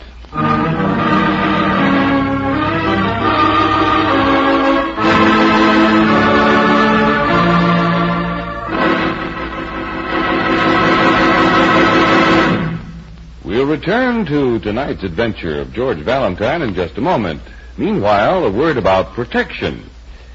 Suppose you were the sheriff of Yuba County, California. You'd probably put your car at the head of your list of important equipment. You'd find you have a lot of miles to travel every day, and sometimes mighty fast. What kind of protection would you give your car's engine? Why, sure, RPM motor oil. Well, that's exactly the motor oil that Sheriff John R. Dower of Yuba County uses.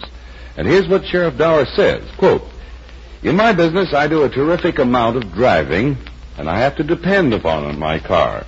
I use RPM because it lubricates thoroughly, gives longer mileage, and low-cost operation," unquote. So, to really protect your car's expensive engine and to get longer mileage, why not switch to RPM motor oil? Special compounds in this premium quality oil keep your engine cleaner, protect it from internal rust, carbon, lacquer, and corrosion. It adds up to longer car life with fewer repair bills. Better take a few minutes tomorrow for an oil drain and refill with RPM motor oil. Get RPM at standard stations and independent Chevron gas stations where they say and mean, we take better care of your car.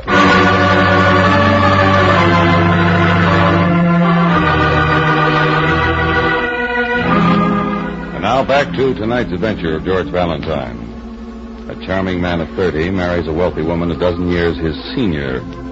Her sister says he's a fortune hunter, and because you're in a business like George Valentine's, you're hired to find out if it's true.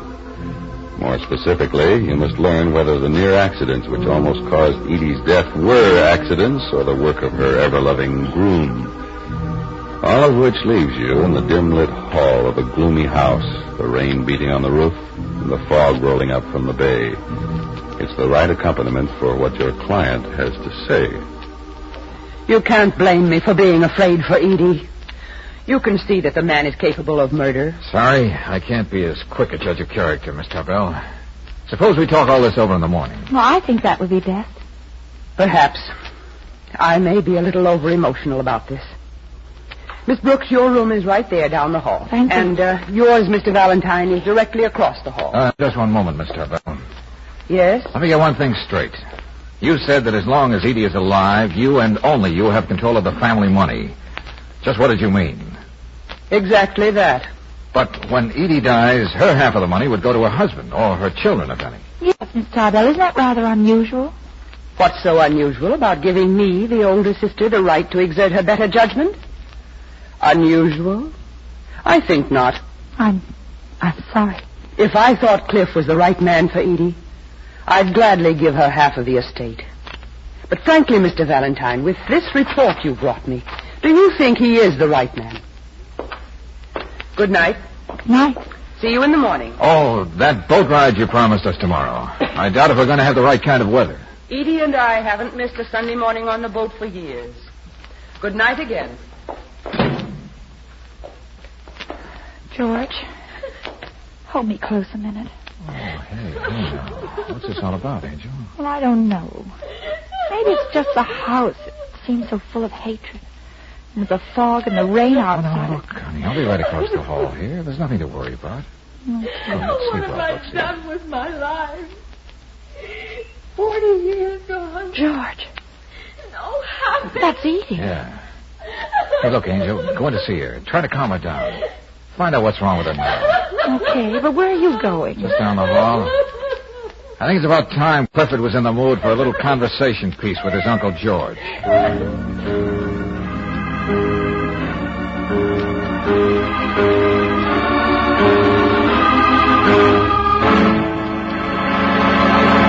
Can't you see I'm packing, Valentine? I'm getting out of here. Nice shirt you have here, Cliff. Monograms, too. Give me that. Okay, Buster, take it easy. Whether you believe it or not, I'm here just to sort of help. How can you change a woman like Lydia? She only believes one thing of me, and that's all. Did you have anything to do with those accidents? No. That flower box tonight? No. You think anything else of me, but I don't go around trying to kill people. I've got to make a train. I gather you've already told Edie. That's why she's there sobbing in her room. She brought this all on herself. She's willing to let Lydia run her life. For me, I can live in a furnished room, be a short order cook. Uh-huh.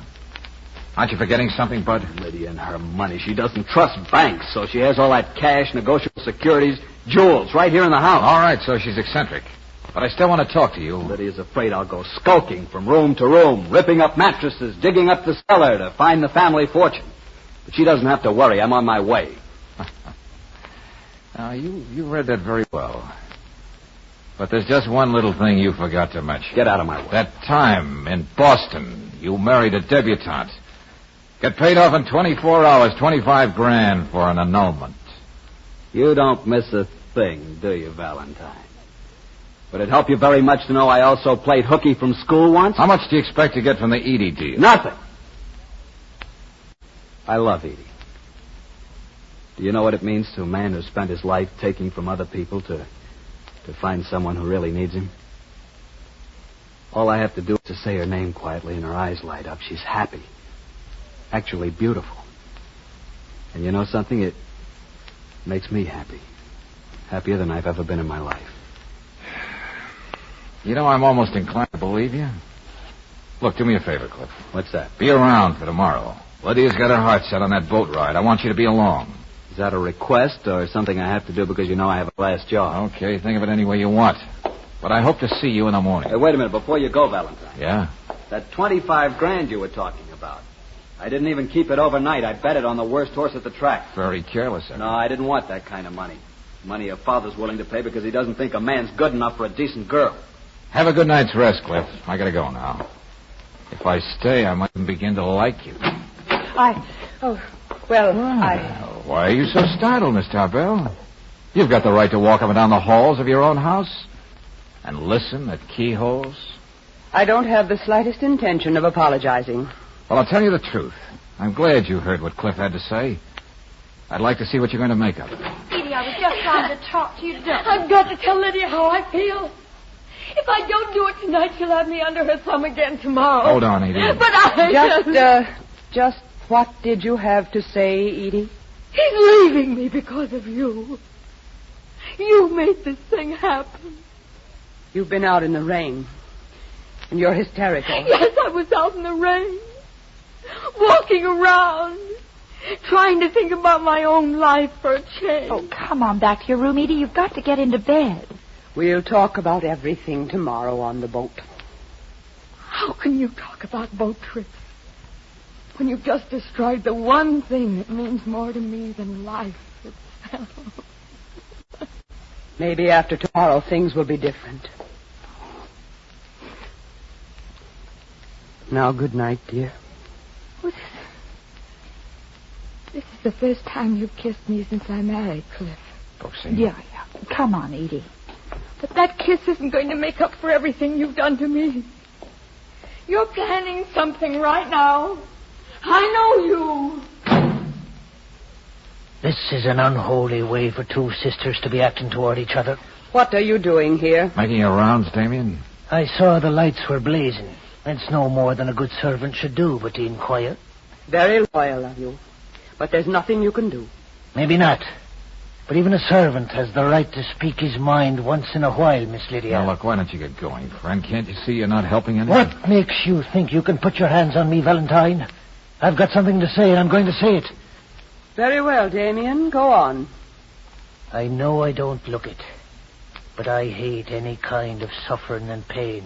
Hate it so much that I can even bring myself to put a bullet through a horse's head when I know there's no hope for it. Come on, get to the point. I mean to spare pain to anyone I love. I can be a brutal man. I hope that's clear to everyone.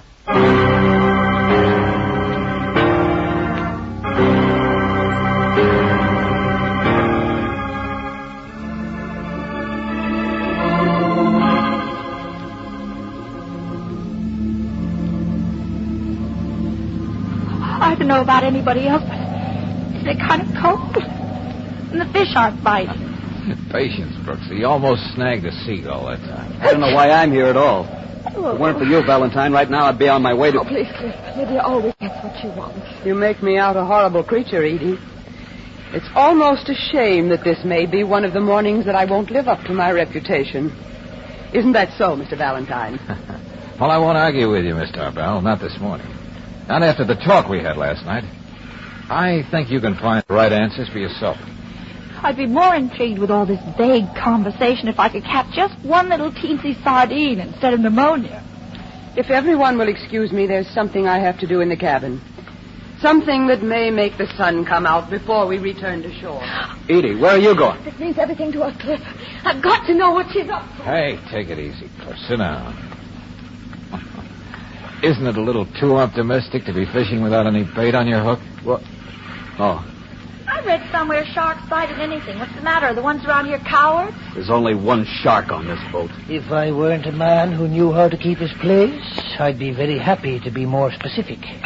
Coffee? Oh, thank you. Well, you're a man of many moods, Damien. You seem to be much calmer this morning. I just wouldn't want anyone to catch his death of cold on a pleasure ride like this. There's no use trying to talk to her. She ordered me out of the cabin as though I were dead under her feet. Now, you sit down here, Miss Edie. I'll put this coat around you so you'll be nice and warm. You don't have to do that. I can take care of Edie. I never doubted that for a moment. What was that? George! The gasoline in the engine room must have exploded. Lydia! She's back there. Lydia! Don't be a fool, Edie. You can't go in there. Come on. Give me a hand with this dinghy. Come on, man. Work fast. Stop it, George. Stop it. Edie, don't go in there. Can't you see what'll happen to you? She's in there. I've got to save Nobody her. can save her. Nobody can get through those flames. Let go of me. That fancy little extinguisher on the wall is going to help. Give it to me. No. I'm doing all I can. Why don't the flames go down? It's too late, I tell you. The flames are getting worse. Come on, we're getting out of here. If I have to carry you, give me that extinguisher. You don't understand. Hurry, Valentine. I've got the dinghy ready to take us off. Hurry!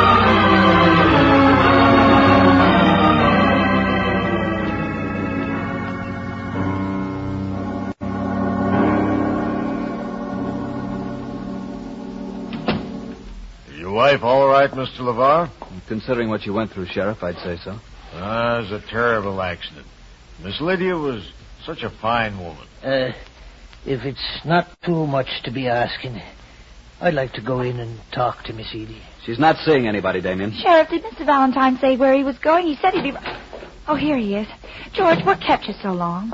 Oh, things and stuff. I was just leaving, Valentine. Before you do, Sheriff, I wonder if you'd mind coming along while I talk to Mrs. LeVar a minute. Sure thing. Why not? You too, Brooksy. I don't think Edie should be bothered at a time like this. You just wait here with Damien, Cliff. Why did I have to quarrel with her just before it happened? We didn't really hate each other. Poor Lydia.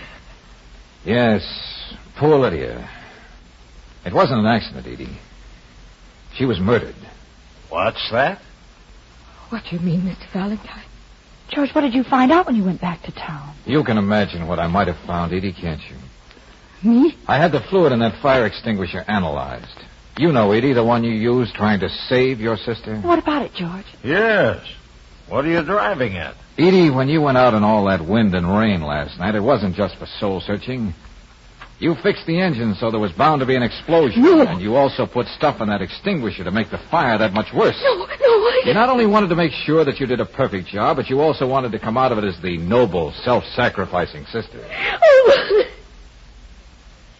was it wrong for me to fall in love with a man? I won't even attempt to answer that, Edie. But I do know when I've been floored by an incredible piece of irony. Irony? Yeah. All the things you did, Edie, you did for nothing. What do you say? What do you mean? Well, I've got to admit, I don't know what you're talking about, Mr. Valentine. After everybody went to bed last night, Lydia told me what she decided to do. She brought all the money, the bonds, the jewels down to the boat this morning. What did you say? Yes, Edie, she was going to divide it with you at last, so you could be free to enjoy your life with Cliff. That's what she meant when she said she'd make the sun come out before we returned to shore. Oh, what did I do? What did I do? You just made sure that the very thing you committed murder for is a heap of ashes on the bottom of the ocean.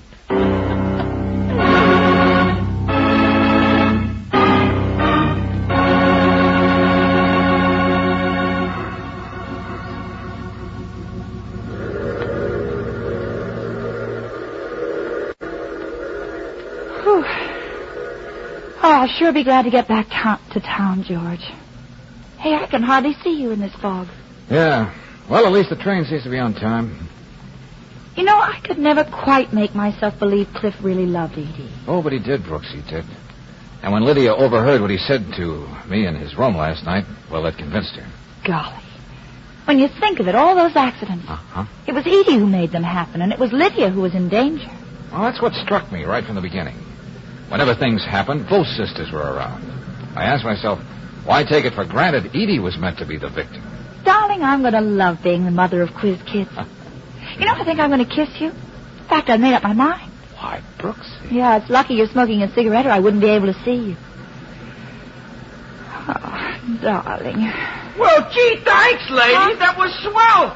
Too bad I gotta catch a train. What? Oh, I meant to tell you, Angel, I wasn't smoking.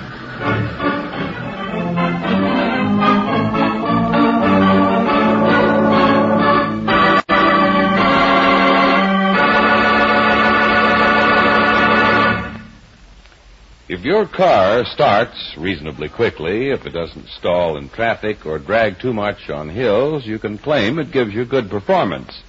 But to get command performance out of your car, get Chevron Supreme gasoline. Special blending agents in this high-octane gasoline command fast starts every time you use the starter. Command smooth acceleration, speedy pickup. Command the extra power that makes your car great on hills.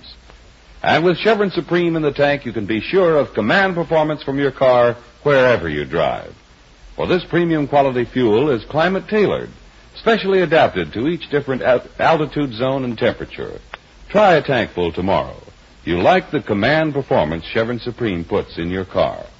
Ask for Chevron Supreme at independent Chevron gas stations and at standard stations, where they say and mean, we take better care of your car.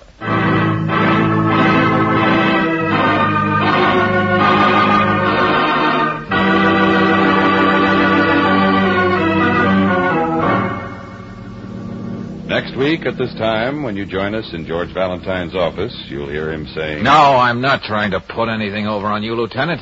There's no dagger in Forrester's chest. Of course there isn't, George. But one of us killed him. What? Oh, now look, one practical joke is enough. This is no joke, Brooksy. But Forrester was alive a minute ago when Lieutenant Riley examined him. The fact remains. Right now, he's very much dead.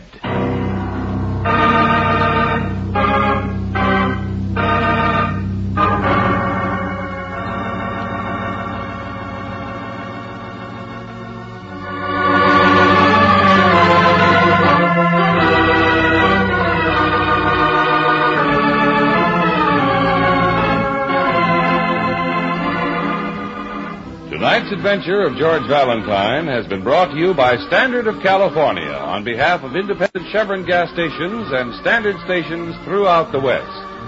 Let George Do It stars Robert Bailey as George with Francis Robinson as Brooksy. Tonight's story was written by David Victor and Herbert Little, Jr. and directed by Don Clark. Also heard in the cast were Georgia Backus as Lydia, Lorene Tuttle as Edie, Harry Bartell as Cliff, Bob Dryden as Damien, Jack Crucian as Max, and Victor Rodman as the Sheriff. The music is composed and presented by Eddie Dunstetter. Your announcer, John Heaston. Listen again next week, same time, same station, to Let George Do It. This is the Mutual Don Lee Broadcasting System.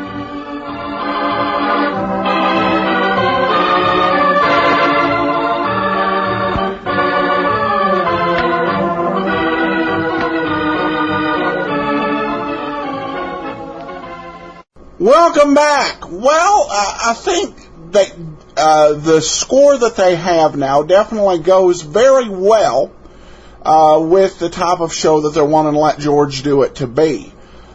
This one was actually kind of a downbeat episode.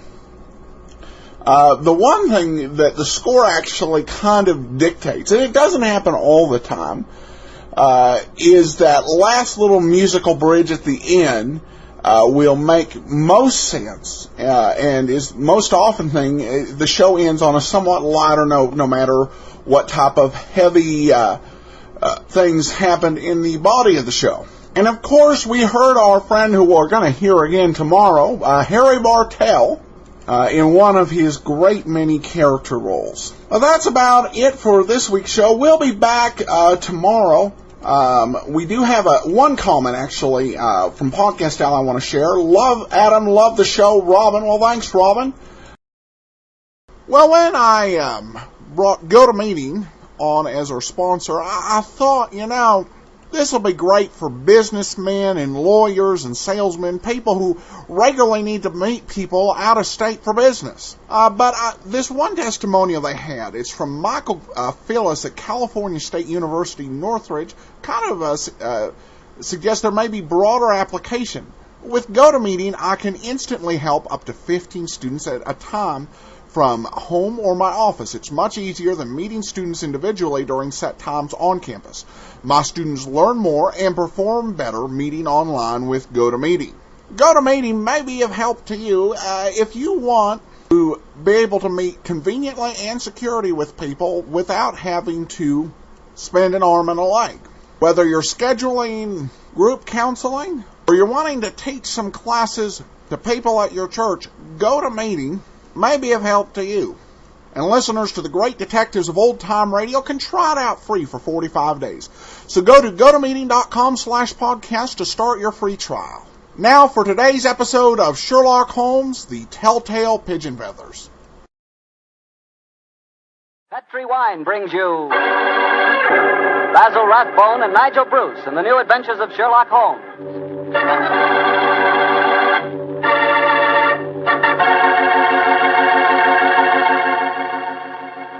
The Petri family, the family that took time to bring you good wine, invite you to listen to Dr. Watson tell us another exciting story about his good friend, that master detective, Sherlock Holmes.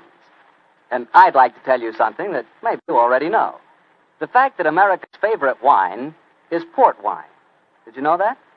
Well, if you didn't, you'll know why port is the way out front favorite if you'll just sample some Petri California port. You just look at that Petri port and you know it's good. That wonderful deep, rich red color.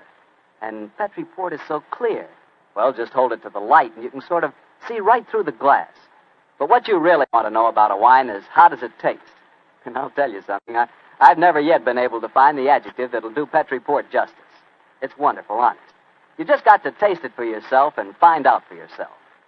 You love that Petri port in the evening after dinner when you're sitting around listening to the radio. And it's perfect to serve your friends when they come over. Oh, and you can show that Petri label, too. In fact, you can show it proudly, because the name Petri is the proudest name in the history of American wine.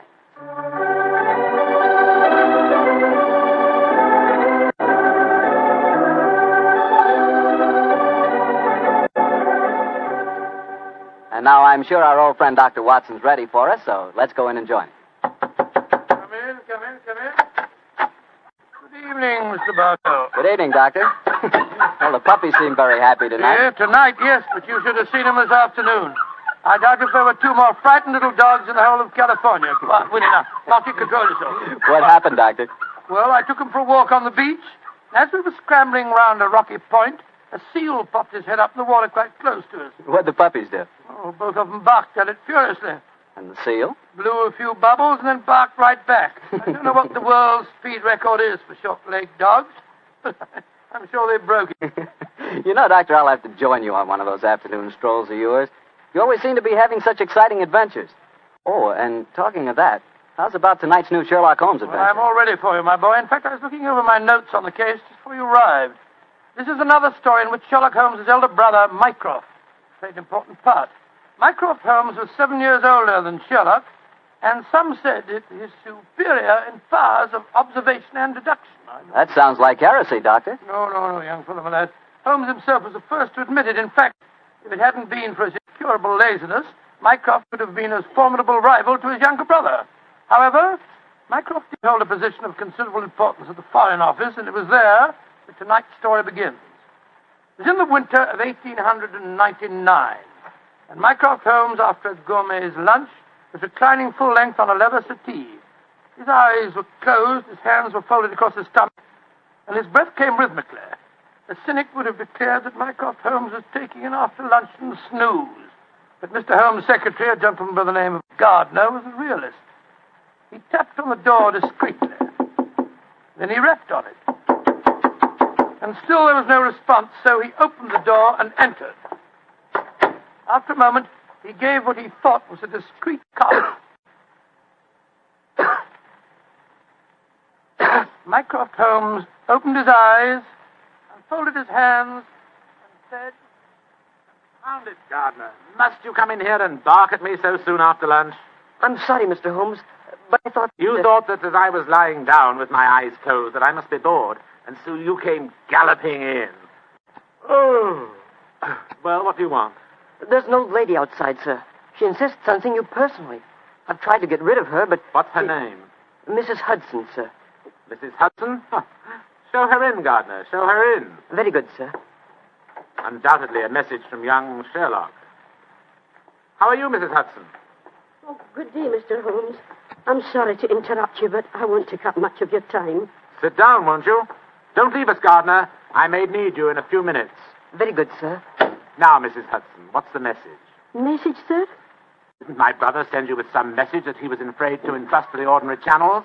He's always so confounded and dramatic. Oh, bless your heart. No, sir. I've come to you with a little problem of my own. I didn't like to bother Mr. Sherlock Holmes with it. He's been so busy lately, and he's looking very tired. And so you came to me. Oh, delightful. I thought you wouldn't mind, sir. You've always been so nice and friendly to me. Pure laziness. It is less effort to keep an old friend than to make a new enemy. But tell me your problem. Well, it's really my sister's problem, sir. She keeps a boarding house at 14 Kensington Garden Square in Bayswater. And she's convinced one of her boarders, a man who has a room on the first floor back, she's convinced that he's a birdman. And what in heaven's name is a birdman? Do you know, Gardner?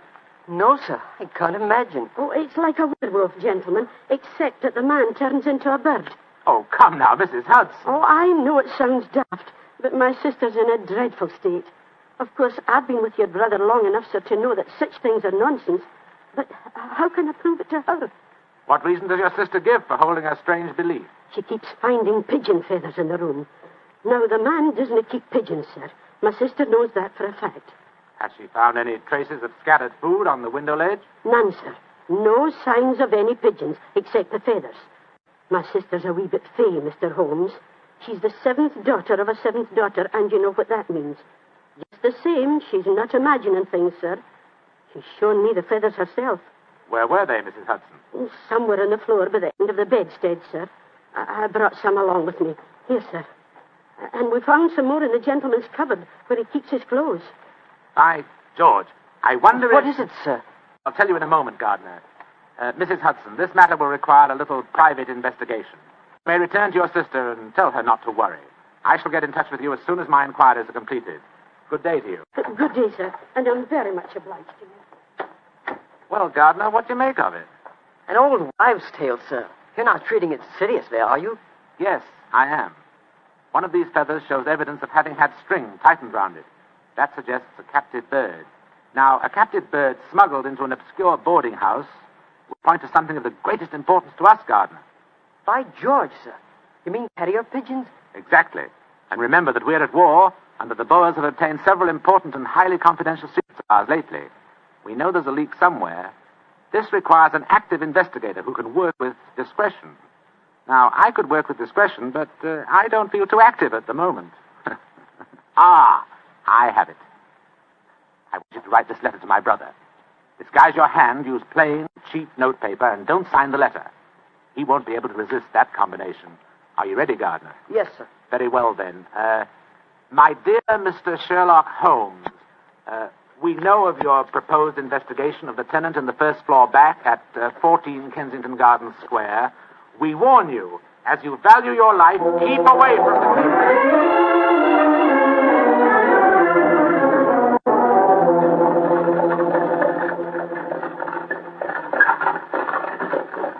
We warn you, as you value your life, to keep away from the case. And that, my dear Watson, is why we are driving towards 14 Kensington Gardens Square, disguised as building inspectors of the London County Council. Well, I must say it's a very challenging letter, Holmes. Unsigned, Yes. I notice. Written on cheap notepaper and in a disguised hand. No clue there, I'm afraid. Well, we're entering the square, Holmes. Let's stop the cab here. You can drop us here, cabby. Right, sure, Governor. It would seem a little incongruous in these costumes for us to arrive in a cab. Yes, I suppose so.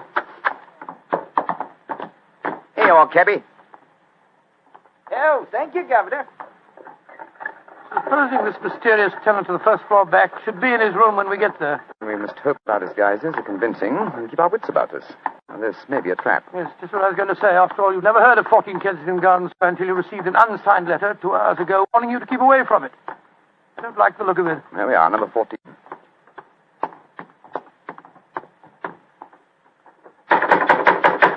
I suggest that you let me do most of the talking. Good Lord, yes. My Cockney accent doesn't compare with yours.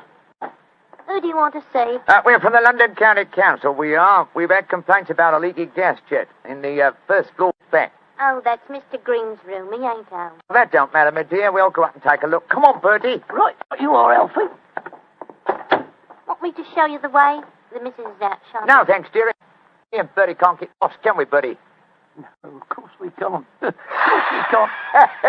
Oh, look at him laughing. Come on, Bertie. Oh, I do like to be beside the seaside. Oh, I do like to be beside the sea. Dilly-um-pa-pum-pa-pum, dilly-um-pa-pum-pa-pum. Nice house, Bertie, ain't it? Yes, Alf. Nice as can be, this house. Oh, I do like to be beside the seaside. I do like to be beside the... Here we are, first floor back. Better make sure the bloke ain't home. Oh, I do like to be beside... he ain't home, Alfie. Huh? No, well, all right, let's go in.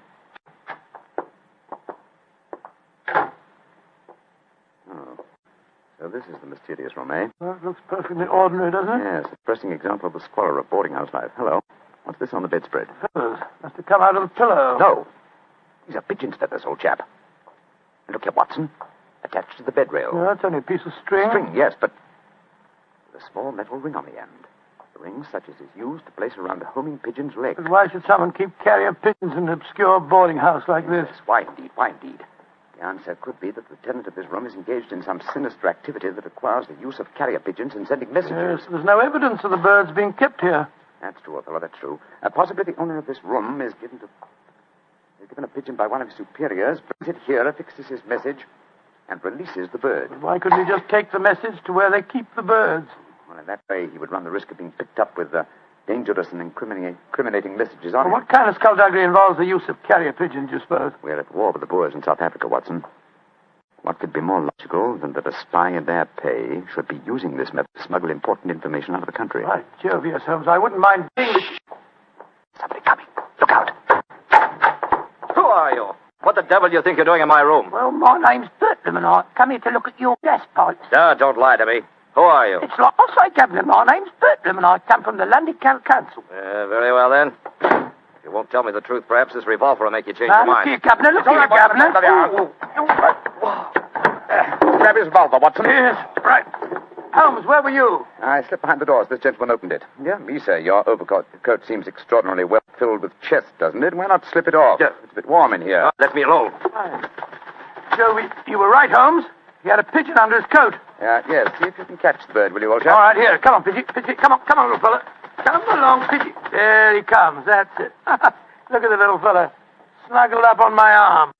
Friendly little fellow, isn't he? Yes, I... Look out, Watson. The gentleman's revolver. He's Yes, going after and when it. I get it, I'll... A beautiful uppercut, Holmes. I'm afraid he'll be unable to talk to us for some time.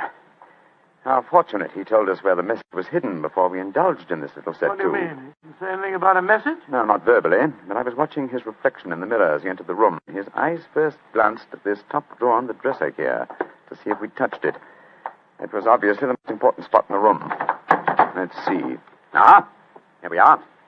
A message already rolled up and in its container. Oh? What does it say, Holmes? It's in code, which is not surprising, but I don't think it will be very difficult to decipher. Yes, and when you've done that? Then, my dear fellow, I shall compose a code message of my own and persuade this pigeon to lead us to its master.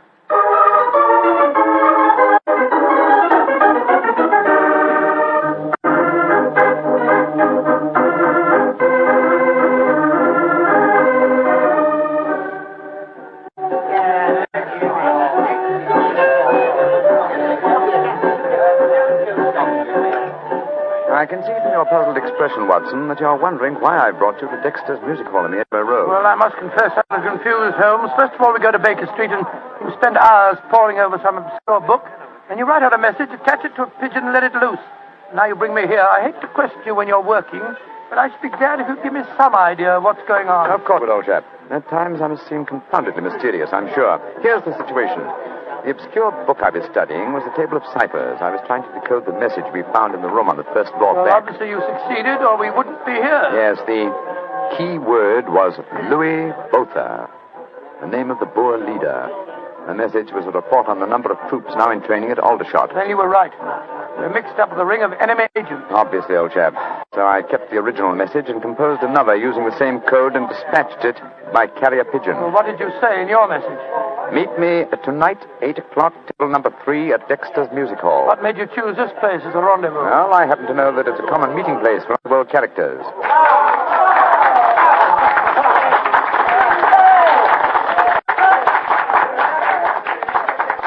And which is table number 3? The one over there in the corner. I reserved it. Then why don't we go and sit down there instead of standing at here at the back? I thought we'd give our visitor the opportunity of showing his hand first. He won't be expecting Sherlock Holmes and Dr. Watson, I fancy.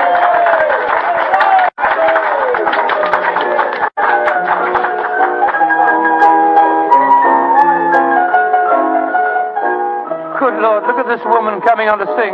You ever see so many feathers?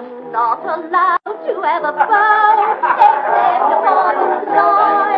So yesterday he came and took him walking through the Holmes, look. A man just sitting down at table number 3. Watson, will it knock? It's Sid Trimble. Sid Trimble, who's he? A dangerous criminal who once worked for the Moriarty gang. We've caught a prize pigeon, Watson. Better have your revolver handy, old chap. Undoubtedly he'll recognize it. Right you are, Holmes. Come on, then. Out in the clover, they trample it since morn. Go and drive them, Maggie, to the old. I'm so glad you're able to keep your appointment, sir. Sherlock Holmes. It's a trap. Don't try any tricks. I've got a revolver here, Sid. How'd you like this table in your face? Watson, you didn't shoot him, did you? No, he knocked my hand. The revolver went off. The shot went wild. I swear it did. Yes, of course. Look at the wound. There are no powder burns. The shot was fired from some distance. Holmes, he's dead. Out of the way! Out of the way, please. Now then, what's going on here? Constable, this man has been killed. Yes, and it's easy to see who did it. Well, I didn't do it, Constable, if that's what you're thinking. Oh? Then why are you standing here with a smoking revolver in your hand? Come on, you're under arrest. But you can't arrest me. I'm Dr. Watson. Watson, and this is Mr. Sherlock Holmes. I don't care if you're the King of Siam and the Bishop of London himself. You're under arrest, and I'm taking you both to Scotland Yard.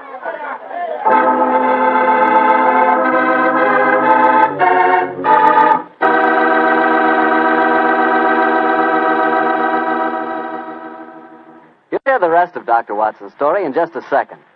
And if you don't mind, I'll take that second to say just one word to the ladies. And that word is muscatel. Petri California Muscatel. I want you women to know about it because Petri Muscatel is one wine that practically every woman likes.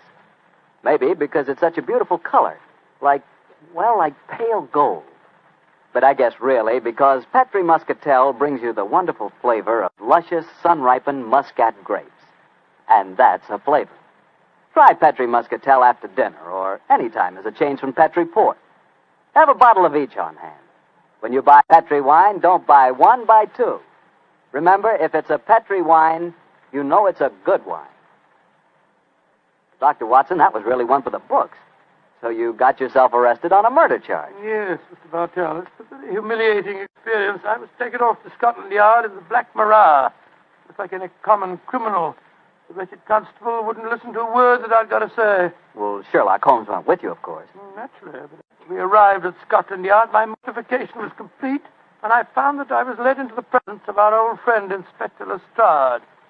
Holmes spoke to him at some length, but I could see from Lestrade's expression that my position was very serious. Now I can see what it is, Mr. Holmes. You see, I know you both. But I must say there are lots of them here at the yard as don't like what they call your high-handed method. But, Lestrade, personal likes or dislikes have nothing to do with this. No, of course they haven't. It's purely a matter of evidence. Well, I know that, Dr. Watson. And the constable's evidence was as clear as the nose on your face. The dead man was shot through the head, and you were standing in front of the body with a drawn revolver But, my in your dear hand.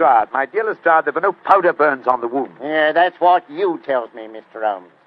But I'll have to wait for the official report on that. The police surgeon's examining the body now. You understand, gentlemen, I'm not saying I'm sorry that Sid Trimble's dead. He's been a thorn in our side for a good many years. In fact, here's the police surgeon now. Dr. Hendricks, this is Mr. Sherlock Holmes and Dr. Watson. How do you do? How do you do, gentlemen? I'm a great admirer of you both, and I'm sorry to see you in such a very unfortunate plight. Thank you, Doctor. Thank you. What were your findings, Dr. Hendricks? Well, I've just extracted the bullet, Lestrade, and I'm very much afraid it's the same make and caliber as the one missing from Dr. Watson's revolver. Yes, but that doesn't prove that I fired the fatal shot. A .45 Colt's a very common weapon, Doctor. It proves nothing. Dr. Hendricks, as I was just saying to Inspector Lestrade before you came in, the only fact that show my friend guilty would be powder burns on the wound, thereby proving that the bullet had been fired from close range. I entirely agree with you, Mr. Holmes. Then, as there were no powder burns on the... But there are powder burns, Mr. Holmes. What? Very distinct ones, too. Lord, I don't understand, Holmes. I'm sorry, gentlemen, to be the bearer of bad tidings, but I have my duties to perform. Yes, and I'm sorry, too, Dr. Watson. Huh? I'm afraid I'm not going to be able to let you leave here. Of course. You must consider yourself under arrest.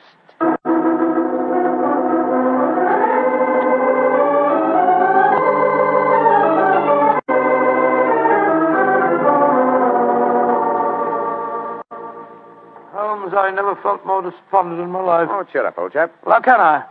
Locked up in a prisoner's cell. Looks as if I might end up at the gallows. Don't worry, Watson. You'll be out of here before the night is over. I promise you that. I wish I felt as confident as you do. How do you propose to do it? Oh, with the aid of a little hard thinking. Thinking? That won't unlock any cell doors, thinking. But it will, old fellow. It's obvious someone's deliberately trying to incriminate us. Let's try and reconstruct the killing logically. Sid Trimble was a member of an espionage ring. I sent him a false message. After he'd left to keep the appointment, one of his colleagues trailed him to the music hall and killed him before he could betray anything to us. Yes, that's undoubtedly the way it happened. The powder burns, Holmes. How do you account for them? There were none just after the shot was fired. We know that. And yet Dr. Hendricks assures us that there are very distinct powder burns now. May we come in, gentlemen? Yes, of course you can, Dr. Hendricks. Oh, hello, Lestrade. Yes, I thought we'd come and chat with you, Doctor. Well, that's very nice of you, gentlemen. Yeah, not a bit of it, Doctor. You know, it hurts me to see you in here, and that's a fact. And I can't bear to see a fellow medico in such plight without coming in to see what I can do to help Watson. Yeah. You're very quiet, Mr. Holmes. Am I, Lestrade? I was thinking. You see, what, old chap? I have it. You have what? The answer. You'll sleep in Baker Street tonight after all. Mr. Holmes, what are you talking about? The murder of Sid Trumbull. The incriminating powder burns were obviously faked. Watson and I know that, whether you and Dr. Hendricks believe it or not. The question is, how were they faked? I think I have the answer. Dr. Hendricks. Yes, Mr. Holmes? If a blank cartridge were fired at the wound after death, it would produce powder burns, wouldn't it? Undoubtedly. Yeah, but who could have done that, Mr. Holmes? Ah, that's the point, Lestrade. Who had the opportunity? The constable who brought the body here. True, old chap. Huh? Also, you, Dr. Hendricks. That's perfectly true. Yeah. Well, I had the opportunity too, Mr. Holmes. I spent half an hour in the morgue alone with the body when it first come in. Well, you've narrowed it down to 3 suspects, Holmes. I hope I don't hang before you find the real killer. I've found it, Watson. Why, What? who's he, Mr. Holmes? The answer is simple, Lestrade. The powder burns were certainly faked by a blank cartridge. Now, if a blank cartridge were fired into a wound, the wadding would have penetrated and distorted the wound. Yes, but supposing the person had removed the wadding from the blank, Mr. Holmes. Its effect would still be quite apparent to the police surgeon who removed the bullet. Am I correct, Dr. Hendricks? Entirely. The surgeon could not fail to identify the marks, Mr. Holmes. Exactly.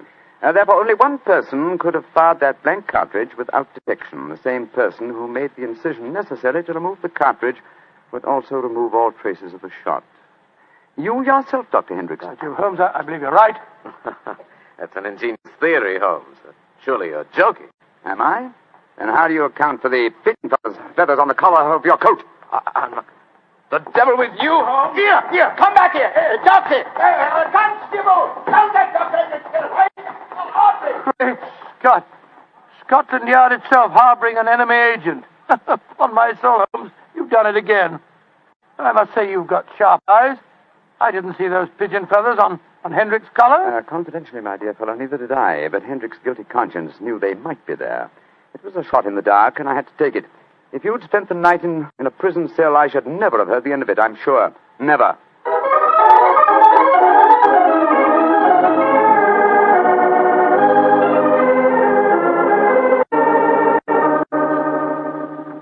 I want to see Mr. Mycroft Holmes, please. Follow me, Mrs. Hudson. He's expecting you. Aye, sir. Ah, there you are, Mrs. Hudson. Come and sit down. Oh, thank you, sir. I got your message and came over right away. In the first place, Mrs. Hudson, you may tell your sister that she needn't worry any more. I'm sure she'll find no more pigeon feathers in her room on the first floor back. No, sir, thank you. But she knows the fact, because the birdman left her yesterday for good. Some strange men came and took him away, and today she's let the room to a nice young commercial traveller. I'm really sorry to have bothered you with her trouble, sir. I'm very glad you did, Mrs. Hudson. Thanks to your information, an enemy espionage ring has been broken, and the British government is deeply grateful to you. You're always one for a joke, aren't you, Mr. Holmes? Well, I'm glad you're not angry with me. I'll be going now, sir. Just one more favor I'll ask before I go, though. Anything, Mrs. Hudson. What is it? Please don't tell your brother about this, sir. He'd be so angry with me for wasting your time.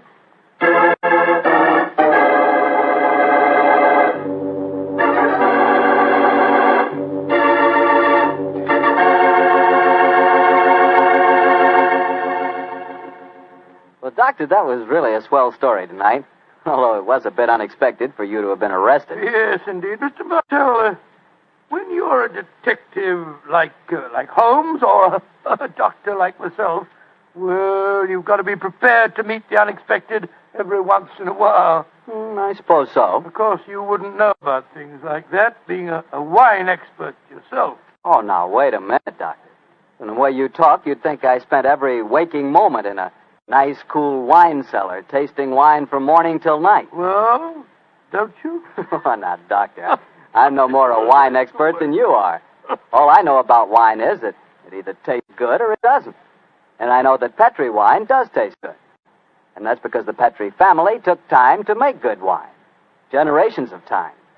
Why, the Petri family's been making wine ever since they started the Petri business way back in the 1800s. And since the business has always been family-owned and operated, They've been able to hand on down from father to son, all they've ever learned about the fine art of turning luscious, sun-ripened grapes into fragrant, delicious wine. And they've learned plenty. So no matter what type of wine you want, for any occasion, you can't go wrong with a Petri wine, because Petri took time to bring you good wine. Well, Dr. Watson, what story do you have lined up for us next week? Well, now, next week, Mr. Bartell, I'm going to tell you a weird adventure that Sherlock Holmes and I had in the East End of London. It concerns a most unusual stage play, a badly frightened actor, and a blood-stained razor. I call it The Strange Case of the Demon Barber.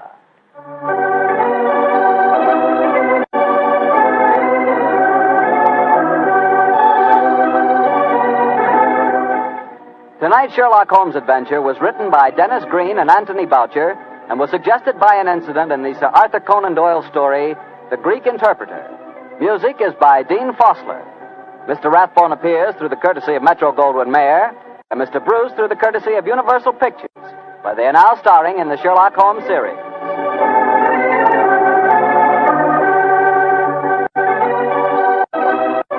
The Petri Wine Company of San Francisco, California, invite you to tune in again next week, same time, same station.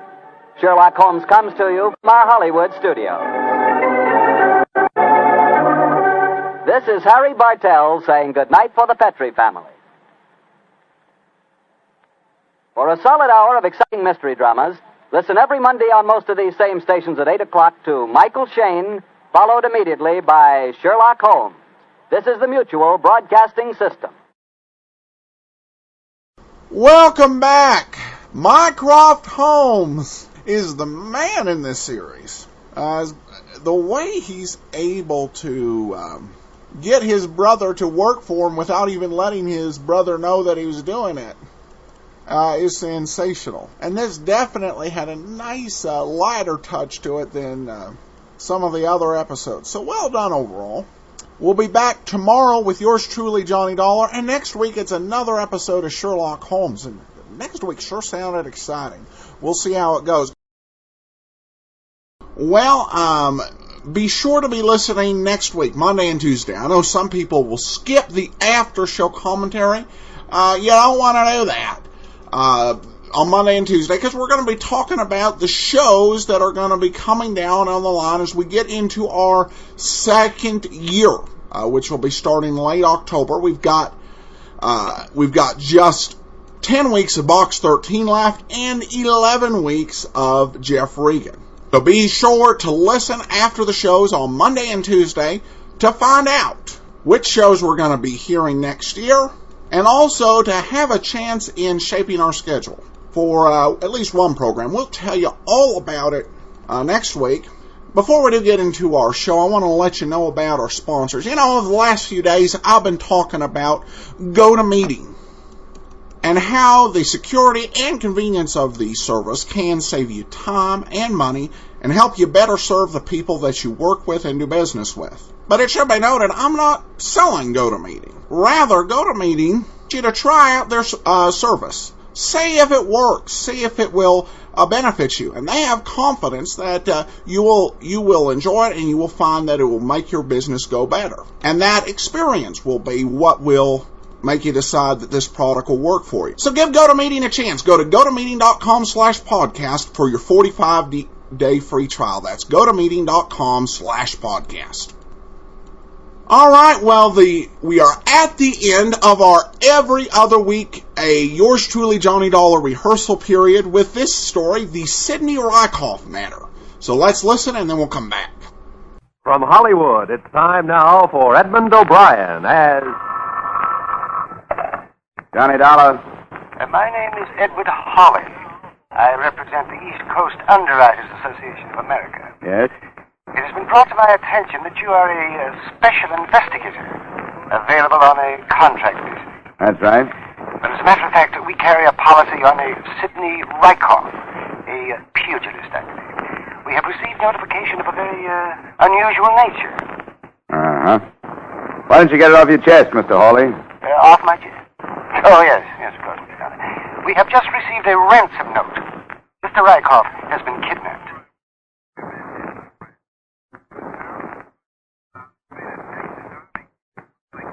Edmund O'Brien in another transcribed adventure of the man with the action-packed expense account. America's fabulous freelance insurance investigator. Yours truly, Johnny Dollar.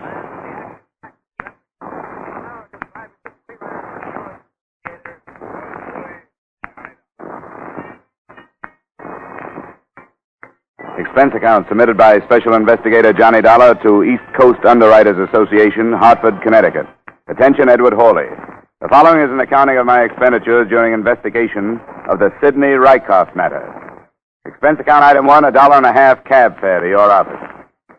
Now, I'm not in the habit of beating about the bush, Mr. Dollar, but the situation from which we must extricate ourselves is, well, delicate enough to warrant your extreme caution. Sidney Rykoff will be dead in 7 hours. You want to pay off the ransom note, is that it?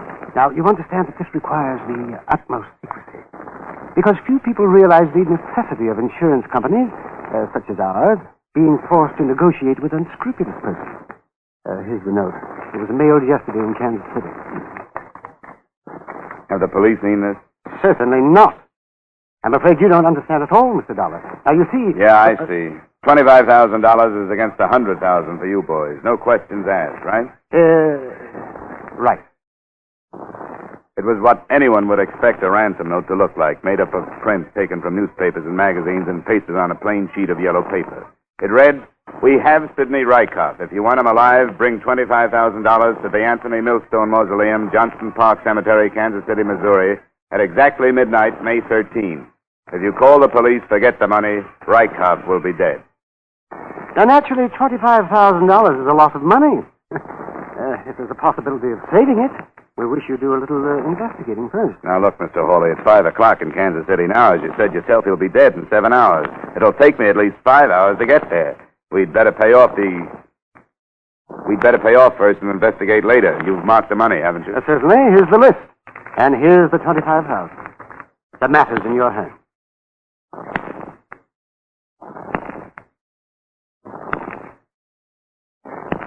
Expense account item 2, $453 in advance for charter plane.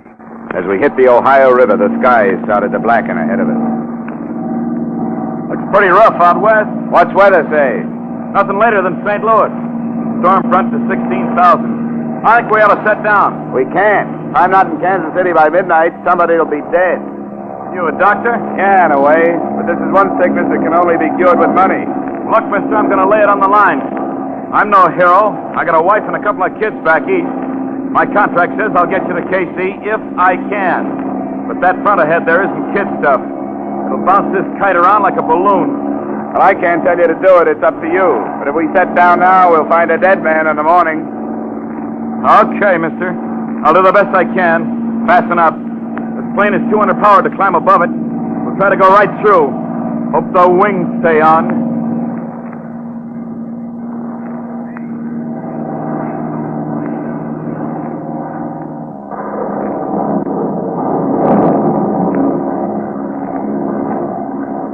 What was left of us coasted into Kansas City at 11:40. Expense account item 3, an extra $100 for a pretty good pilot. Expense account item 4, $3 transportation to Johnston Park Cemetery. The driver took my money and scooted off fast. I found the right mausoleum at the edge of the park. I looked at my watch. It was 3 minutes to 12.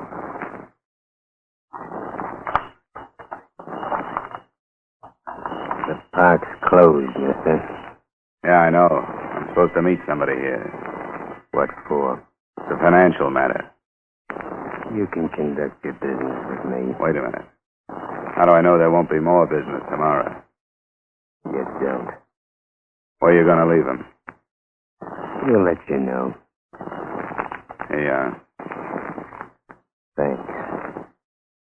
See you around.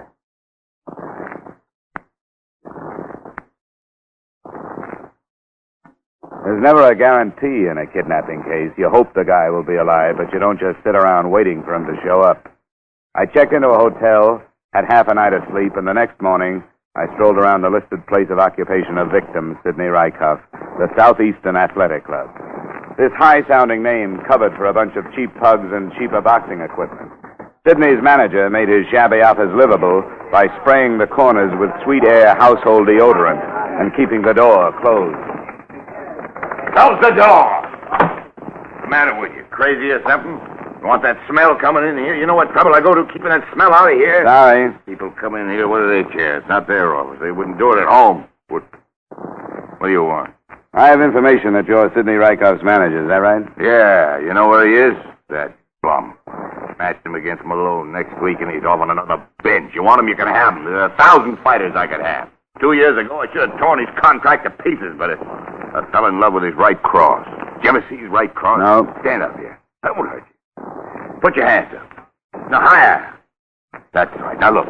It's the 5th round. I've been throwing body blows at you, see? Let me loosen my tie. Forget it. Are you listening to me? Yeah, go ahead, go ahead. Now, look. Your defense is dropped, see? I telegraph a left. A left what? Cross! Oh, cross, yeah. Then, bam! Hey. Well, with me, it never works. That's how Rykoff won the Golden Gloves. 47. Say, how do you know he's off in a binge? He mixes it with milk. You ever hear anything so disgusting? Bourbon and milk. Thinks he's still in training that way.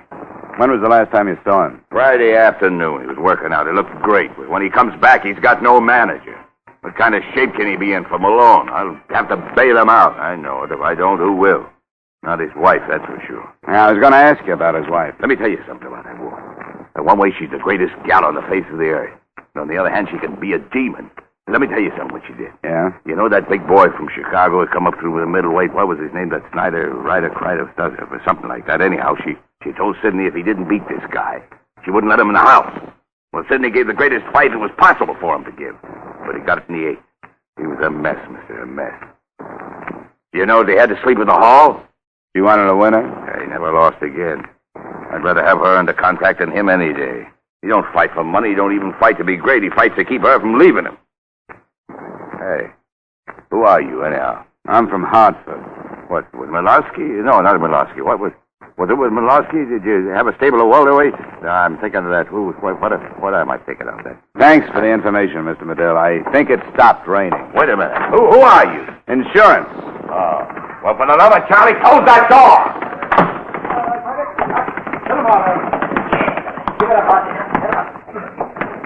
Say, I hear you're nosing around about Sidney Rykoff. I've been losing a lot of money on him. What makes you think I want to know anything about him? Quit it, will you? I listen to doors. You found out anything? About what? About his disappearance. Who said he disappeared? He ain't been around, he disappeared. Some people think he went off in a binge. Nah, it ain't his cycle. He had his last binge in March. He ain't due again till September. You a friend of his? Allow me. My name is Al Basumian. I handle wagers. Where do you think Rykoff is? I don't know, but the longer he stays there, the better I like it. The betting ain't good when he's around. Why's that? He's erratic.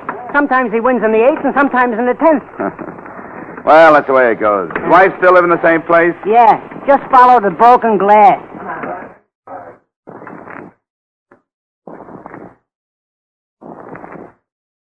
I didn't get on the trail of the busted gin bottles until about 11 that night. I knocked at her door and she yelled, "Come in," from the kitchen. She was sitting at the table in a soup-stained kimono, peeling the polish off her fingernails. Sit down. Or just throw them stockings on the floor. You drink? Not right now, thanks. I'm an insurance investigator, Hartford, Connecticut. When did you see your husband last? Oh, Sidney? He comes home when he feels like it. Why? Something happened to him? I think you ought to know, Mrs. Rykoff. Your husband has been kidnapped. The company I'm working for received the ransom note. I paid somebody $25,000 last night to get him back. $25,000? For Sidney? Gary Medill, his manager, took out a $100,000 insurance policy on him. Would you throw me that bottle? Who'd know about that policy? $25,000 for Sidney. The papers know about this yet?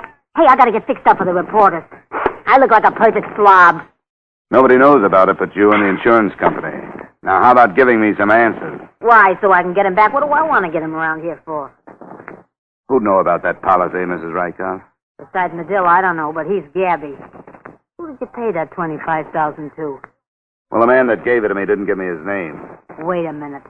If that bum walked out on me, if he picked up $25,000 by kidnapping himself, well, he can stay out. He's not getting back in. What did he look like, who you paid it to? It was dark. Couldn't see much but his size. About up to here. Oh, then it wasn't Sidney. He's a light heavy, 5'11". Could have been a friend. Any idea who? No, and if I had, I'd tell you.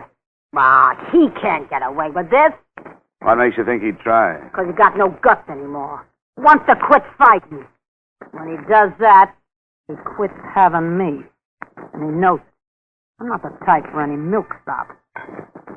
Hey, you sure you don't want a drink? No, thanks. Why not? Mrs. Rykoff. Who's that? It's me, honey. Who's he? That your husband? No, it's another stumblebum, Mickey Snell. Hey, who's this guy? Never mind who's this. You lost your fight. Oh, Joe, honey, what's your I fight? heard it on the radio, a lousy four-rounder, you stupid clown. Get out of here. Oh, now, don't be that way, Joe. It was a bad match. I'll win the next one for you. Then you can come back. But you lost tonight. Get out of here! Hey, Joe! Get out of here! Go on, you two-bit mug! She backed him into the living room and reached up towards the mantel as she passed it. She finally found something heavy enough. A 2-foot wrought iron candlestick. She didn't have to swing it. Her guest took one look at it and went out the door. I thanked her for her hospitality and followed him. He went down 2 blocks and into a bar. I got his name from a waitress and slipped into a booth with him. What was you doing there, buddy? Business, Mickey. I was asking her about her husband. Yeah? What for? What difference does it make? He's missing and I want to know where he is. I don't believe it. You're part of why she kicked me out, and I don't like it, see? You know why she kicked you out. She likes winners. You lost your fight tonight. Oh, she knew I was outmatched. That guy had the reach and everything. Look at my face. Hey, how long are you a friend of hers, buddy? I'm not a friend. I just met her. Came in from Hartford, Connecticut. How well did you know Sidney Rykoff? What is it? Look, I'm working for an insurance company. They want to know where he is, that's all. How well did you know him? He beat me a couple of times. That right cross of his. You know where he is? No. Did he take a run out on his own, or was it somebody else's idea? Who could have that idea, buddy? I hear he was winning a lot of fights. He was. Beat me a couple of times. Well, who was losing money? Albasumian? This is too public. Where you staying? Commodore Hotel. It's not far from here. You know it? Yeah, I know it. But I can't go with you. I'll meet you in the lobby. We'll go to my room. It's got to look like I ain't meeting you. Sure, it's easy. We'll order another drink here. I'll leave, and then you saunter over in about 20 minutes. Okay? Okay.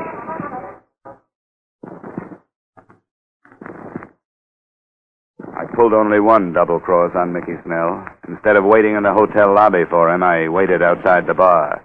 He came out 20 minutes later, and I followed a quarter of a block behind him. I was half expecting him to make a wrong turn at the first corner, but he didn't.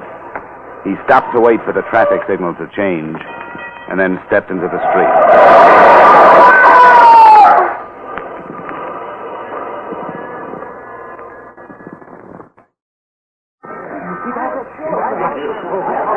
And you say you saw it happen, Mr. Dollar? That's right, Lieutenant. I saw it happen. It was deliberate hit and run. You get the license number? Oh, only the first 3 numbers. M176. Now, any other witnesses? Well, I don't know. There were a lot of people around. Well, that doesn't necessarily mean witnesses. What'd you find in his wallet? Our identification. Mickey Snell. He was a fighter. He must have won tonight. He was loaded. Can I see one of those bills? Yeah, Dollar, but watch it. I have to keep a record. Thanks. It was a $50 bill the lieutenant handed me. In the corner was a number I'd memorized on the plane trip out. The bill on Mickey Snell's body was part of the ransom money I'd paid for the victim I hadn't gotten back.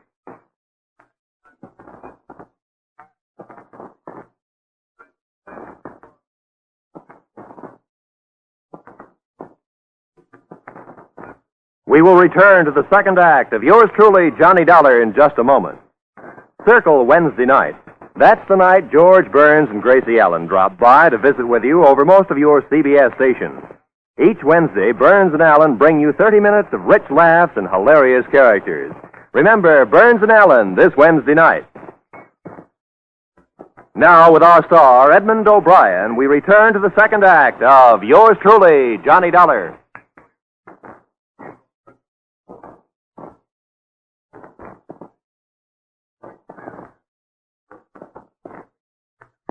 I knew Mickey Snell had died for something, and his inglorious death pointed to one of three possibilities. First, Al Basumian's gambling ventures. Second, Gary Medill's insurance on Sidney Rykoff. And number three, the old kidnap yourself and collect the ransom type crime, with Mr. Rykoff himself as the suspect. To me, the latter loomed as the most probable. I told the police as little as I could, still operating on the assumption that Sidney would be dead if I spilled what I knew. At 2:00 a.m., I went back to my hotel for another half-night's sleep. The next morning, I made up my mind to visit Mrs. Rykoff again. It was such a nice day, I walked. As long as Sidney was missing, there was nothing to do but ask questions until something seemed to make sense. Because everybody had an angle. Basumian might have been paid off, Gary Medill might have been paid off, and Mrs. Rykoff might have been paid off. I took the whole thing up with Mrs. Rykoff as she stood in front of a cracked full-length mirror, trying half-heartedly to comb the knots out of her hair. You come in here with your lousy accusations. I'm not accusing anybody, Mrs. Rykoff. I'm trying to get at the truth. Now, somebody has your husband, right? Hand me that brush. And somebody has the $25,000, right? How should I know?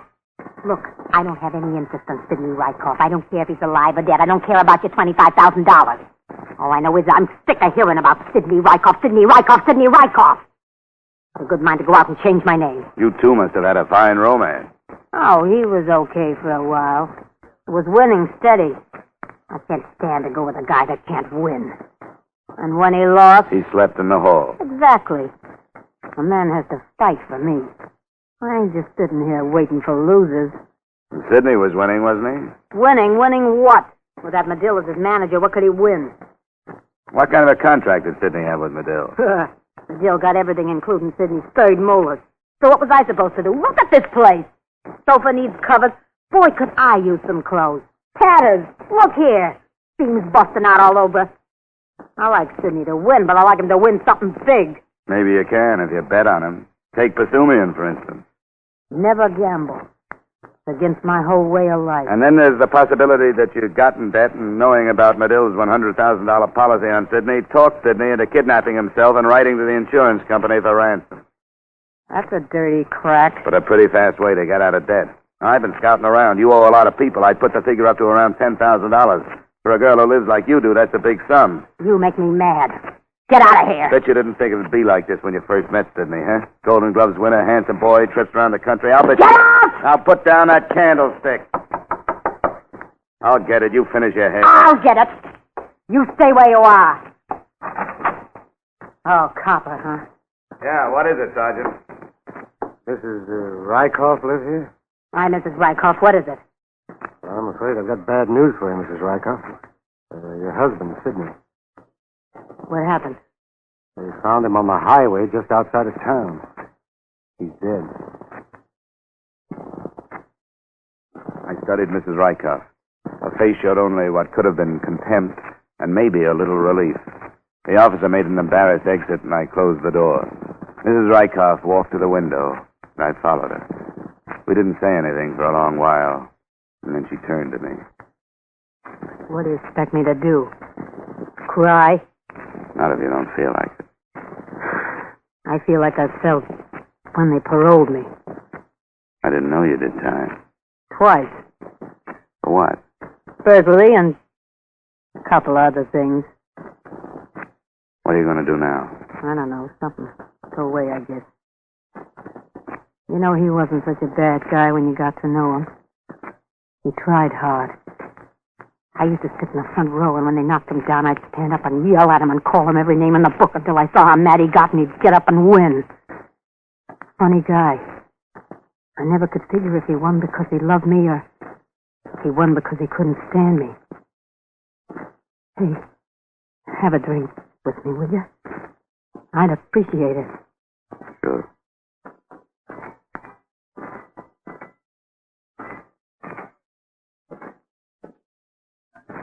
Expense account item 5, $250 transportation. After toasting the remains of Sidney Rykoff in gin, I went down to the morgue and took a look at what was left of the Golden Gloves champ. His head had been bashed in with what the attendant described as a heavy instrument. The heavy instrument hadn't been found. They covered him up, and I went back to the hotel. It was still possible that Sidney had abducted himself, collected the money, then been killed for it by whoever he hired for the job. But then everything was possible. The more things happened, the more things were left in the dark. My head was spinning with Rykoffs and Medills and Basumians, and the taste of that raw gin wouldn't go away. I slept through the day, got up and ate dinner, and went to sleep again. It was a good thing I did, because the next morning, the phone rang early.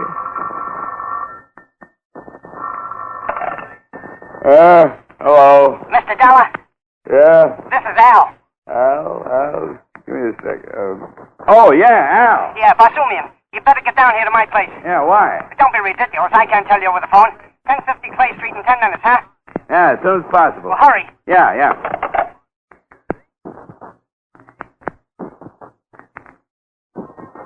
Expense account item 6, 185, taxi fare to the brick bungalow of Mr. Al Basumian. I was surprised to find a man of such uncertain profession housed so well. He met me at the door in his bathrobe and without a word led me down the cellar stairs. He flicked on the light near the furnace and pointed mutely at something gold in a box of ashes. I lifted it out carefully. It was a golden statue of a boxer. The engraving read, Sidney Rykoff, 1947. The base was caked with dried blood. This is liable to be a little difficult to explain to the police, Al. I came down this morning to give the furnace a good cleaning. It ain't been used since winter. My wife has been after me to clean out the furnace because it ain't been used for so long, so I came down here.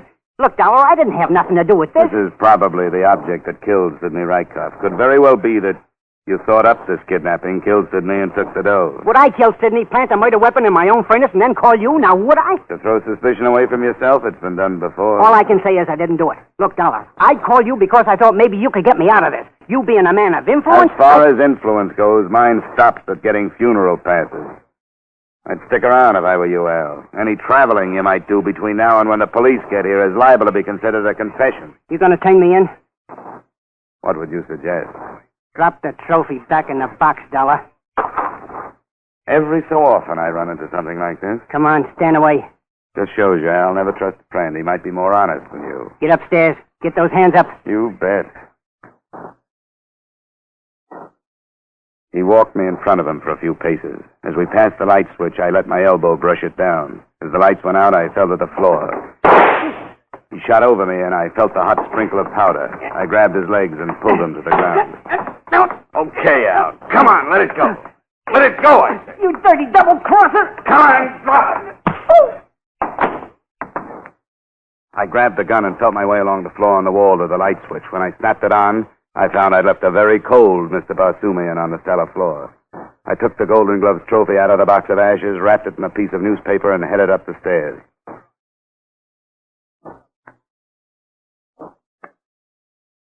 Expense account item 7, $2. Taxi fare again. To the police station? No. I was a fool, but no. I had a big hunch that the man I'd left in his own basement was not the killer or kidnapper of Sidney Rykoff. What I should have done is told the police my theories and hopped a plane for home. But there was $25,000 the company had paid in ransom money, plus $100,000 for the death of Sidney Rykoff, which they were going to have to pay. And if things stacked up the way I had it figured, maybe I could save him on both accounts. No, I didn't go to the police. I went to the drab apartment of Mrs. Sidney Rykoff. I was about to knock when I heard a pair of familiar voices inside. Shouldn't have come here, Gary. Oh, I had to. Now that they found him, we can get out of here. You think so? I don't look right today, and we can live it out. Get me, baby. I got a scratch. Careful. As he opened the door, I ducked around the corner of the hallway and flattened myself against the wall. Once he looked back. I saw him squinting into the shadows, and I wasn't sure whether he saw me or not. I waited till he was a good way down the street before I went to the drugstore and phoned for the law. I told the lieutenant in charge to give me 5 minutes alone with Mrs. Rykoff, and then to take her away. He agreed, not knowing what was up. I went back up to Mrs. Rykoff's apartment. In the hallway, I quietly unwrapped the Golden Gloves trophy and stuffed the newspaper into my pocket. The door was open, just a crack. I opened it wider. There was no one in the living room. I squeezed inside and shut the door with care. I heard her pulling up window shades in the bedroom. I went over to the mantel. There was a round, clean spot in the center, and the trophy fitted right into it. Then I went over to the couch and sat down. I felt the comforting bulge of the Sumian's gun in my pocket, and I lit a cigarette. She must have smelled the smoke. How did you get in here? You left the door open. You got a lot of nerve. You know, something's different about this room. You know that? You know, I can't put my finger on it, but there's something added. Maybe it's you. No, I mean in the way of furnishings. Hey, are those the same drapes you had in here before? Look, let's skip the interior decorator routine. No, please, it bothers me. Let's see, the sofa was over here, remember that? Chair was over there. And then maybe it's something on a mantelpiece. What? Yeah, it's that thing. Hey! Where did that come from? I don't know, but it sure is pretty. Oh, I guess that's what Sidney won in the Golden Gloves, huh? Let's see that. No, stay away from there. Well, what's the fuss? It's just a trophy. You're pretty smart, aren't you? Oh, it isn't going to do you any good. You better put that trophy back where it belongs, Mrs. Rykoff. You don't want to cave in my skull like you did your husband. Nobody's stopping us. Nobody. You must swing a pretty mean trophy, Mrs. Rykoff, but not today. Let go of me! Come on, give me that. That's better. You better stand over there near the door. Go on. This thing's loaded. Get him, Gary! Gary! Gary! Thanks, Lieutenant. Hi, Dollar. Well, better late than never, huh?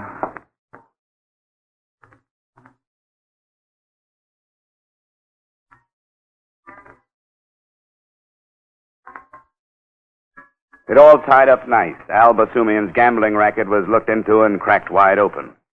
Mrs. Rykoff's confession read something like this. I killed him a week ago. I got mad at him. I picked up the trophy off the mantelpiece and killed him. I didn't mean to kill him. I called Gary, and he put the trophy in Al Basumian's furnace and got his boys to lug the body out to a place he had. They kept the body for a week and then put it on the highway after the insurance company paid the ransom. End of confession, end of affair, end of story. Expense account item 8, $203.54, air travel back to Hartford. Expense account total, $982.28. Yours truly, Johnny Dollar.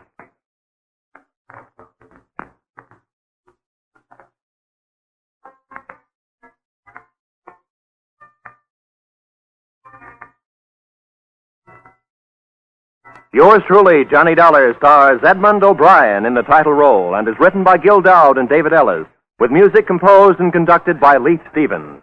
Edmund O'Brien can soon be seen starring in the Columbia Pictures production, The Los Angeles Story. Featured in our cast were Howard McNear, Howard Culver, Walter Burke, John McIntyre, Bill Gray, and Jeanette Nolan. Yours truly, Johnny Dollar, is produced and directed by Jaime Del Valle. Join us again next week at this time when Edmund O'Brien returns in another transcribed adventure of Yours truly, Johnny Dollar.